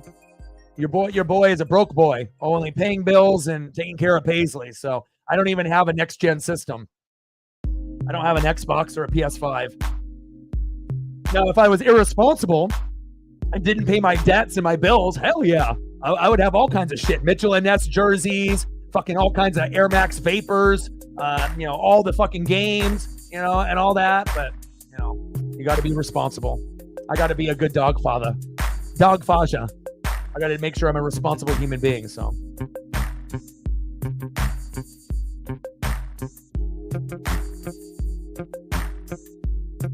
There was a few years that the defense and O-line had some, issues, but for the most part, if you actually go back and statistically look, they had, most of the time a top 10 defense, and a top 10 defense, with a, top 3 offense, that's a pretty hard combination to beat, and you got the guy that's the most clutch fucking quarterback late in games of all time, and Tom Brady. That helps, and arguably one of the best tight ends to ever put on cleats, and Rob Gronkowski, and one of the greatest defensive minds in Bill Belichick, so that helps. Nice hit there by Jaron Duran. Exit Velo 102.1 by Jarren Duran.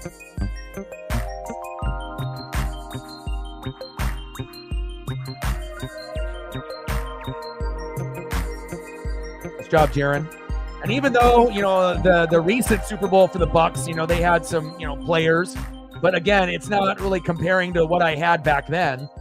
Derek Brooks is like arguably the best outside linebacker of all time. Warren Sapp was Warren Sapp before Aaron Donald, one of the best D tackles to play in the generation. John Lynch was a top 3, top 4 safety at that time. Rondé Barber was a top 10 corner. Simeon Rice was a top 5 D end at that time, getting 15 and a half sacks almost for like a 3 or 4 year stretch. And then I had one of the best running back / fullbacks of all time in Mike Allstott. They don't make players like that anymore. Mike Allstotts don't exist. Warren Sapp, now you had Aaron Donald, but we haven't really seen another guy like that. Simeon Rice, John Lynch, Derek Brooks, Warren Sapp, you don't really see a lot of those guys playing. And if you do, they're on different teams, not like together, Or guys like, with Ray Lewis and Ed Reed, you don't really see combos like that much anymore. Where you get, Hall of Fame players, playing together at the same damn time. It's like you got 11 players, on the defense, and I had like 4 or 5 Hall of Famers playing at the same time. Crazy to think. Like, look at the teams now on defense. Do you see 4 or 5 Hall of Famers on defense playing together? Fuck no. There's a reason why my Buck team in 02 was so good. Simeon Rice didn't make the Hall of Fame, but he's borderline. But Sapp did, Brooks did, Lynch did, Barber did, and then obviously had Allstott on the offense.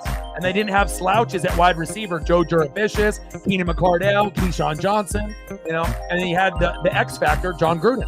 So everything came together at the right time. If we had Tony Dungy, we probably wouldn't have been able to win it all because he was too conservative in his play calling. But he ended up getting a chip with Peyton Manning and the Colts, But we needed that Sean McVay, Kyle Shanahan mind in Gruden to kind of give us that edge in the play calling to make sure that our offense could match the defense, even though the defense was better.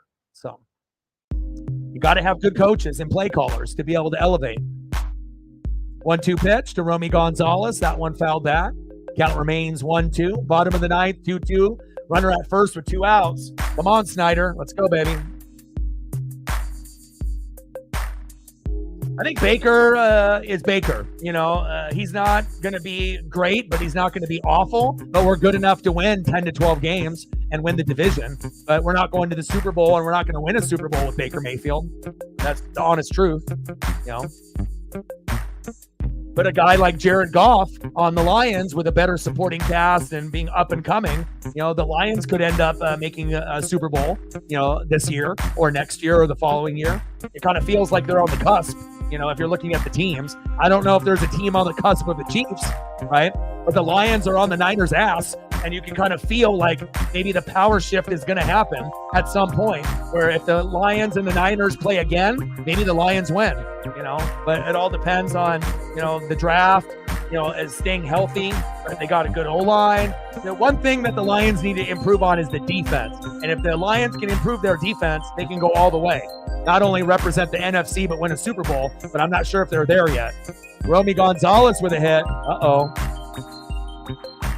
Jarren Duran to third base. Now you got runners on the corners with 2 outs. Uh-oh. We weren't going to beat the Lions. I mean, you could look at the scoreboard and look at that, but no. It was maybe close for like 3 quarters? Like that, but the Lions were the better team. You could feel the energy. Amon-Ra St. Brown is a fucking superstar. Dan Campbell is a great fucking coach, biting kneecaps and all. Sometimes you have to just look, at a team and how they're built. And the thing that was so surprising is the Lions had a trash defense and almost made it to the Super Bowl.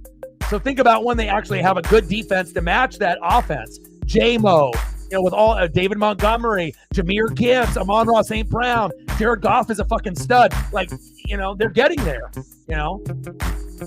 They're going to have about a 4-year window to be able to make the Super Bowl and win it all before it blows up, and they're going to have to start over. And last year was year number 1, and they're going to have another 4 years of really good football. So you just have to be able to evaluate the roster. Next up is Tyler O'Neill. This is scary.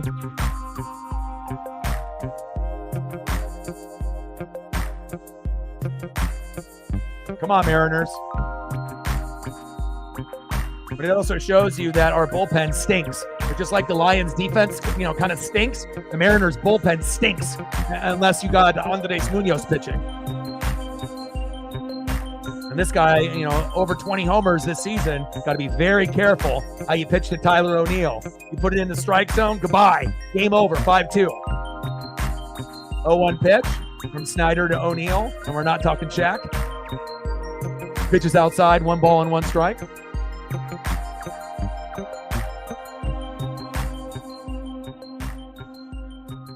But a big thing about the Lions that makes them great is their O-line. Looking at guys like Ragnow and Penei Sewell, when you got, a studs that could be Hall of Famers on the line, it really helps. Jared Goff didn't really have that on the Rams, And they traded Goff away to get Stafford. They won their Super Bowl with McVay. But I wouldn't be shocked if the Lions end up, getting to a Super Bowl or multiple NFC championships in the next 5 years.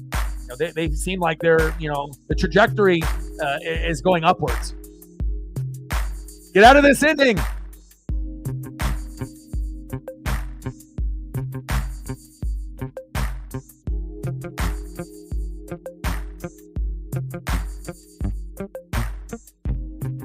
All right, let's go to fucking extras, huh?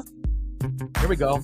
Like, sub, donate, comment, share, help your boy out. We might get a spike in viewership now. Remember I said at the beginning of the stream, if we could get to like 40 or 50, we probably wouldn't hit 50 unless it went extra innings. Boom shakalaka, extra innings, 2-2.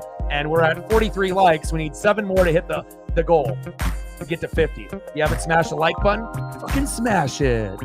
Help your boy out. Let's go. 7 more before the game ends. I think we can do that. Hey, DJ.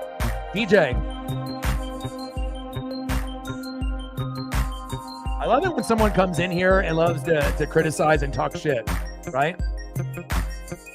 So next time you want to be able to say something, you can say that on another channel. Hope that was worth it for you. And what kind of name is Gino Mix King? Lame. Coming in here with that bullshit. Some people can spit on the mic and some people can't. Don't be jealous that I can spit on the mic and you can't, brother. That's what happens. Make sure that comment is worth it. I love it, man. Amateur. Reflect with a 5. Jealousy is fucking real, too. People hate seeing other people succeed, but also people don't know all the hard work and the blood, sweat, and tears that's involved. Stacks on stacks, racks on racks. Little Cactus Jack, bang, bang. $5 holla. Steven with $1. Stacks on stacks, racks on racks. A little Cactus Jack. Dollar holla, holla, holla. Jealousy is a bitch. Lori in the building. PJ in the building. You're going to name your kid that? Hi, my name is DJ Gino Mix King. DX with a tour. Let's go, baby. Stacks on stacks, racks on racks, little Cactus Jack, bang, bang. DJ Gino Mix King, Jesus Christ. Marcos with $1. That's what happens. You come in here and you talk shit, and then the dollars start flowing. I'm like a fucking stripper, or I'm on OnlyFans. Stacks on stacks, racks on racks, OnlyFans, $1 holla, make it rain. Let's go, baby. Nice little dono train. Let's go. Top of the 10th, 2-2, Mariners and Red Sox. There we go. Cal's going to have slide and safe. Woo!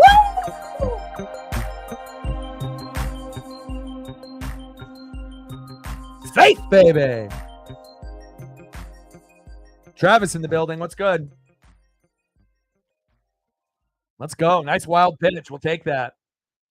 Cal and his big dumper galloped his ass all the way to third base. Nice job, dumper. It pays to have a dumper. Nice job. Mariner Moose loves it. I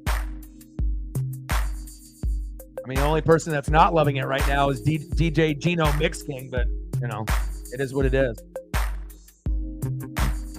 Those glutes are fast. Up next, our boy, JT, Justin Turner.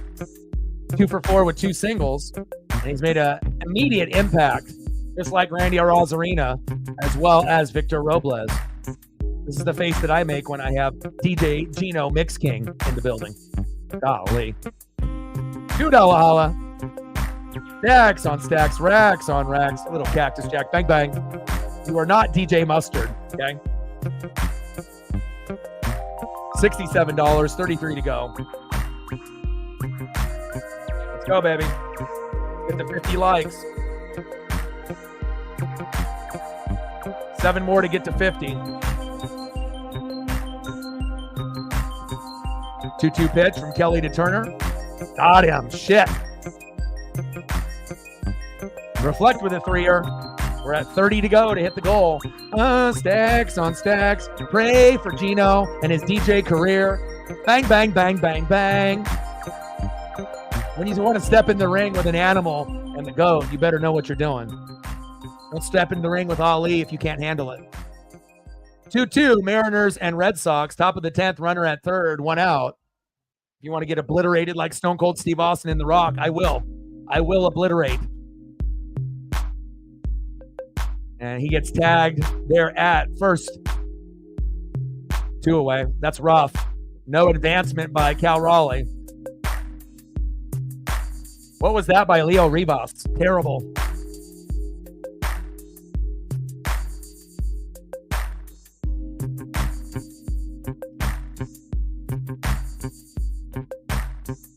That was a wasted at-bat there. Next up, could he be the hero? Luke Rayleigh. Go get him, Luke. Luke, I am your father. Let's go. 1 for 3 with a single, hit by a pitch and a stolen base. Bring that electricity, baby. Only Gino I like is Eugenio Suarez. Anybody see the 3 home run game that he had? Golly, that score was almost like 18-0 yesterday. That's the only Gino I want to talk about. Top of the 10th, 2-2 Mariners and Red Sox. Runner at third, 2 outs. 0-1 count from Kelly to Luke Rayleigh. 0-1 pitch. Pitch is inside. 1 ball and 1 strike. Go, baby. Like, sub, donate, comment, share, help your boy out. I don't have to deal with idiots like Gino. Let's go, baby. Let's get to 50. 6 more likes to get to 50. Help your boy out. And he gets hit by a pitch again. We'll take that. Luke to first. Yeah, baby. It's okay, Luke. Okay, I like this. If this was about 2 months ago, I'd be like, we're fucked. But as of late, Demo has been hot, and he has been goddamn electric. Next up to bat, 1 for 4, shortstop, Dylan Moore. Let's go. Let's win this. Let's go, Demo. Reflect with a 3-er. Let's go, baby. We're getting close to that goal of a hundo. We need like 6-7 more likes and a few more doll hairs to get to the goal. Stacks on stacks, a little racks on racks, and a little cactus jack. Bang, bang, bang. Let's go, Demo.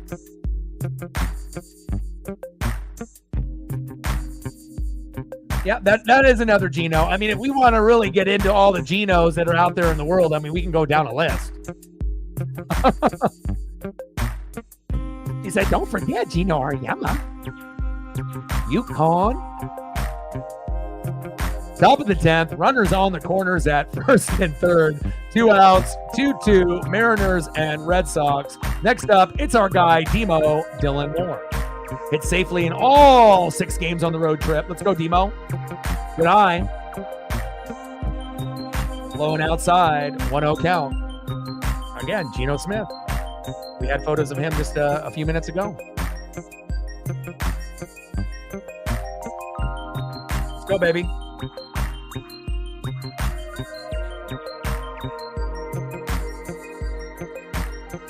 Three more likes to get to 50. Let's get there. Pitch is outside. Should have been a ball called strike. I don't know what the fuck that was. 2 more likes to get to 50. If you haven't smashed the like button just yet, please do. Help your boy out. It's really good for the algorithm and the metrics. And we're in extra innings. Why not, right? Oh, for fuck's sake. I can just see Reflect punching the air right now. Fucking umps. 1-1 pitch. Outside again. Better not call that a fucking strike, you idiot. Now the fans are booing, but obviously they have no idea of the strike zone. A foot off the plate. Go grab another beer. Golly. Runners on the corners, 2-1 count to Demo. Let's go.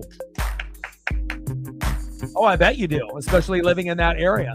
Anyone that lives in New Hampshire, Delaware, Connecticut, New York, up in there in the Northeast like you. Luke Raley with the stolen bag. Runners at second and third now. Come on, baby. 3-1 count. Let's go.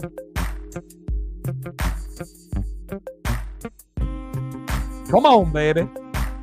Baby. Let's go. Demo with a walk.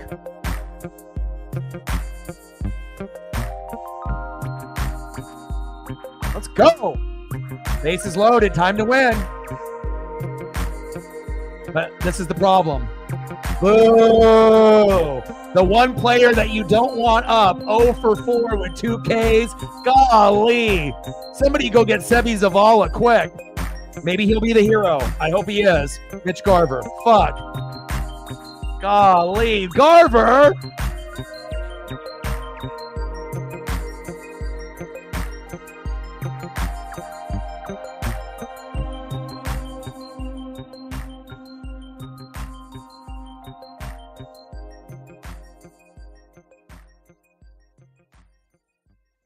Golly. 0 for 5. What a bunch of horse shit. Anybody but him. Of course, Britt loves that. Judah loves that. All the Boston fans love that. Terrible. Fuck.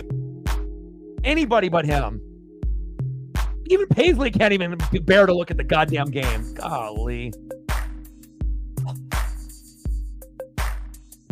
Go to the bottom of the 10th. Hopefully we can hang on here. Terrible. I mean, how many games of 0 for 4, 0 for 5 do we need to see? Jesus Christ. That's why we should have never got rid of Tom Murphy.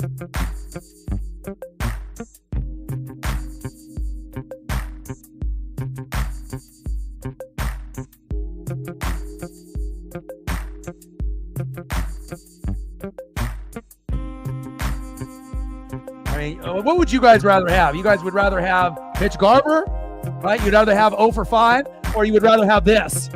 I think you'd rather have this, because when this comes out, you know something good fucking happened. Gosh. That's my boy. All right, let's see what happens here for the Boston Red Sox. And of course, they got their best fucking players coming up. I miss you, Tom. You're a real one. And he didn't pass away. I'm not pointing to heaven. He's just not on the team anymore. All right, Paisley, we got to find a way to win, okay? And I'll get some photos up once we get all situated. Next up for the Boston Red Sox, third baseman, Rafael Devers. Of course, the best player on the team. Batting second, unless they make a change, left fielder, Rob Refsnyder. And batting third, first baseman, Dominic Smith.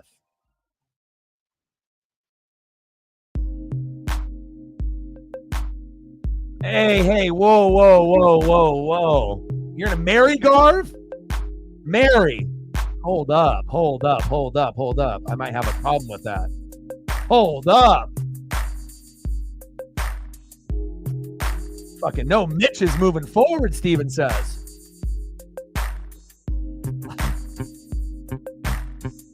Fucking Garver, fucking dummy.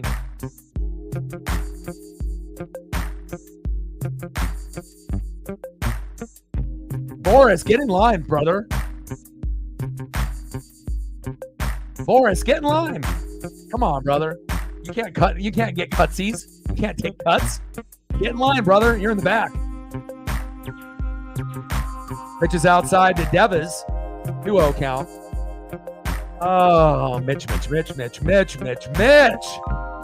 304 average, 24 homers, 68 ribbies, bottom of the 10th, 2-2 Mariners and Red Sox. Runner at second with the ghost runner. Devers. Back. Off the wall. Fuck my life. And the game is over. Just like that.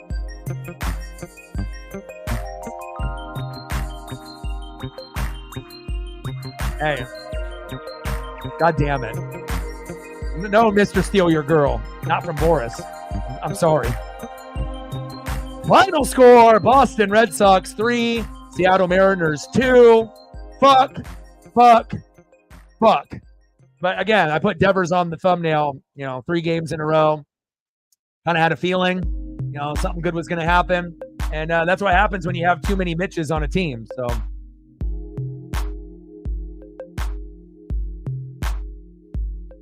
Britt, you owe me dinner. Britt, you owe me dinner, not the other way around. You hear me? Oh. Brutal. Congratulations, Britt. Congratulations, Judah. Any Red Sox fans? Oh, brutal. To lose like that, it definitely shows you, Polo and Garv, being on this team down the road, not happening. Golly, that sucked. I would say, okay, I can throw up some photos for all the people that donated, but at this point, everyone's just going to dip and leave because they're frustrated with the loss. Ay.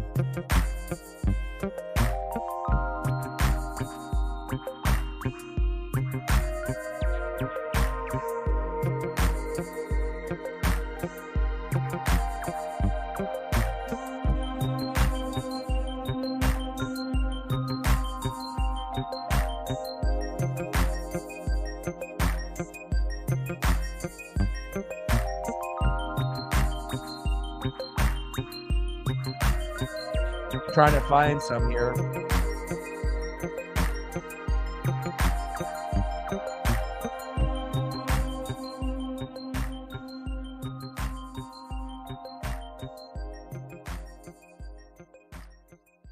Well, we won 1 out of 3 like I thought we were going to, but could have won 2 out of 3. And the final score, we lose 3-2. Well, you look on the screen, 2-3 in 10. I'm not sure if this is going to make anything too much better for necessarily all of the Hawks fans, but rough, man. What a way to lose a game there. And I don't know. This particular graphic comes up right after I look up Sam Howell.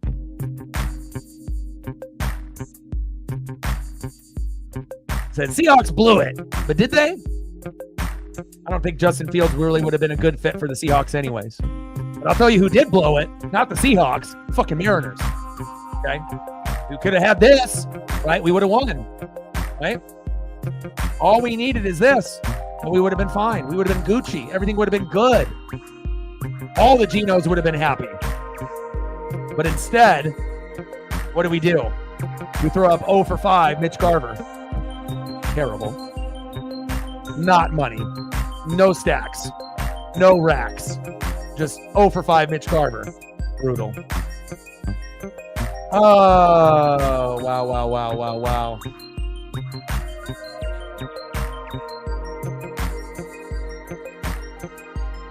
Not happening. He's got to take a number. It's like at the DMV. Wait in line. Not happening.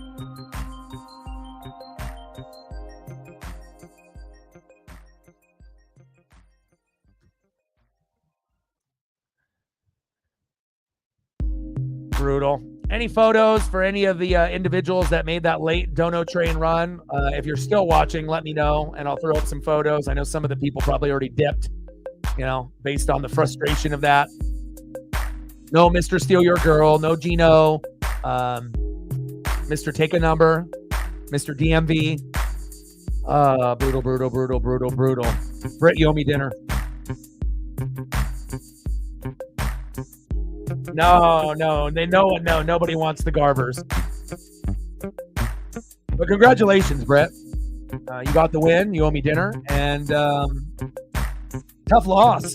Final score in 10, Red Sox 3, Mariners 2. Again, if there's anybody that donated on that late dono train that wants photos, holler. Otherwise, I'll stay on here for a few more minutes, and then I got to go take Paisley for a walk and spend some quality time with her as the dog father that I am. And we have the Mariner Day off tomorrow, but I will be doing NFL tomorrow for the NFL Hall of Fame game at 5 p.m. Pacific, right? The Houston Texans versus the Chicago Bears. The Bears! And then we'll do the Phillies game for the Mariners on Friday night. Saturday, we'll do WWE SummerSlam. And then on Sunday, we'll do the Mariners and the Phillies. All right, I got you. I'll get some Lando for you, DX.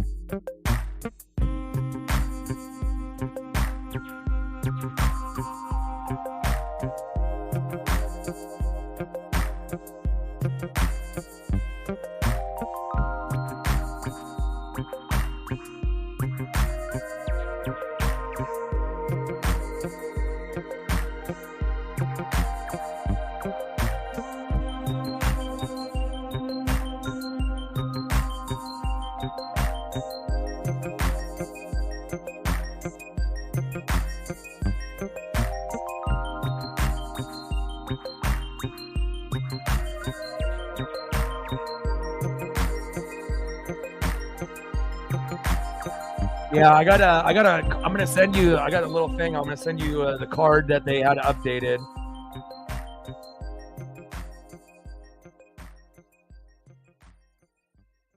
But I sent it to you now.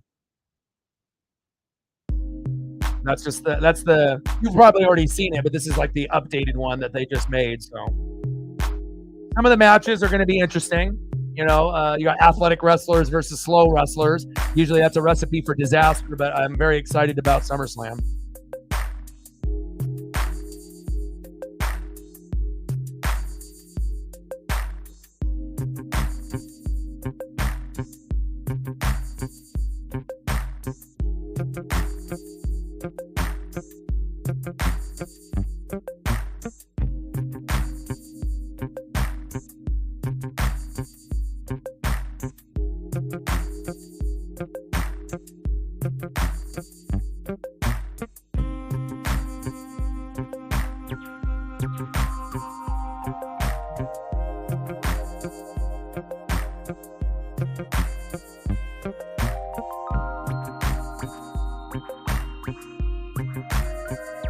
Again, if we would have had Victor Robles, I think we would have won this game, and that was the X factor. We didn't have Victor Robles to help us on the offense, and we just fell short. Shows you how important, Victor Robles is to this team. You need him.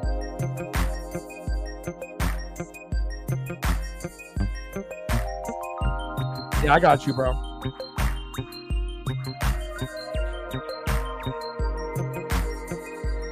Yeah. It's going to be fun. You going to be able to hang out on Saturday, or do you got plans?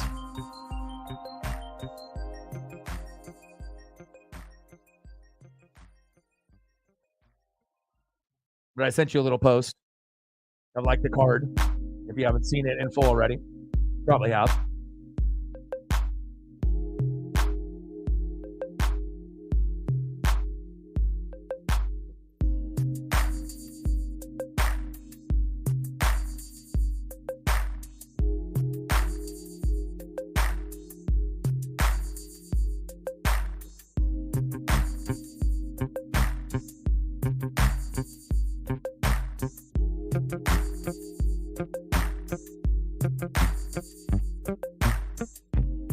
Oh man, what a tough loss. But again, going on the road, to Boston is never easy, and they earned it.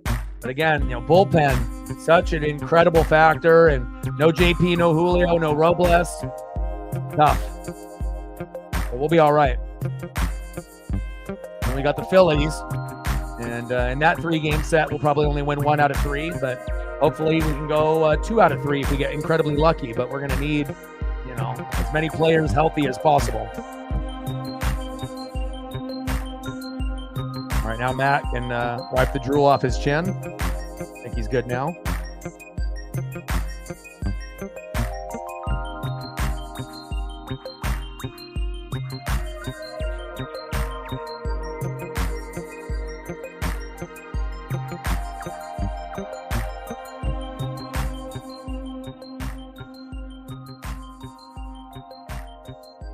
All right, we hit 50 likes. We're at 51. If you haven't smashed the like button just yet, please do. Now we're at 52. Thank you so much. And then I don't really know where we hit on the donos, like what, 70? Something like that?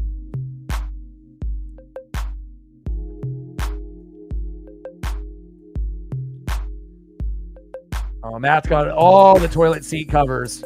All the Tay-Tay pencils, the pens, the magnets, the Tay-Tay refrigerator, the Tay-Tay pajamas, the Tay-Tay slippers, the Tay-Tay socks, everything Tay-Tay. Tay-Tay all day.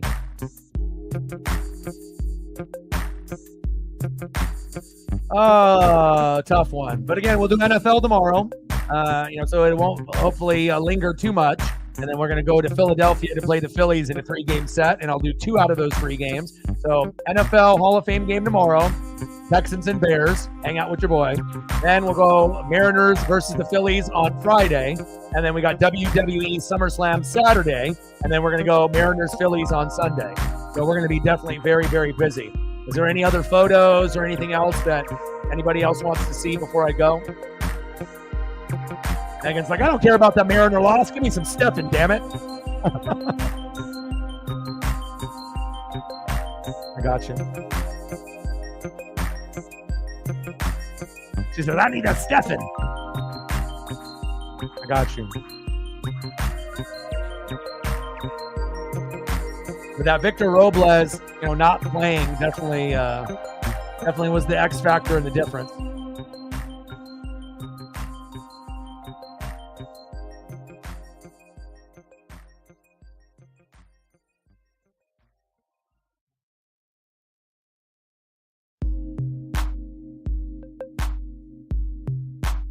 Look at that handsome fella.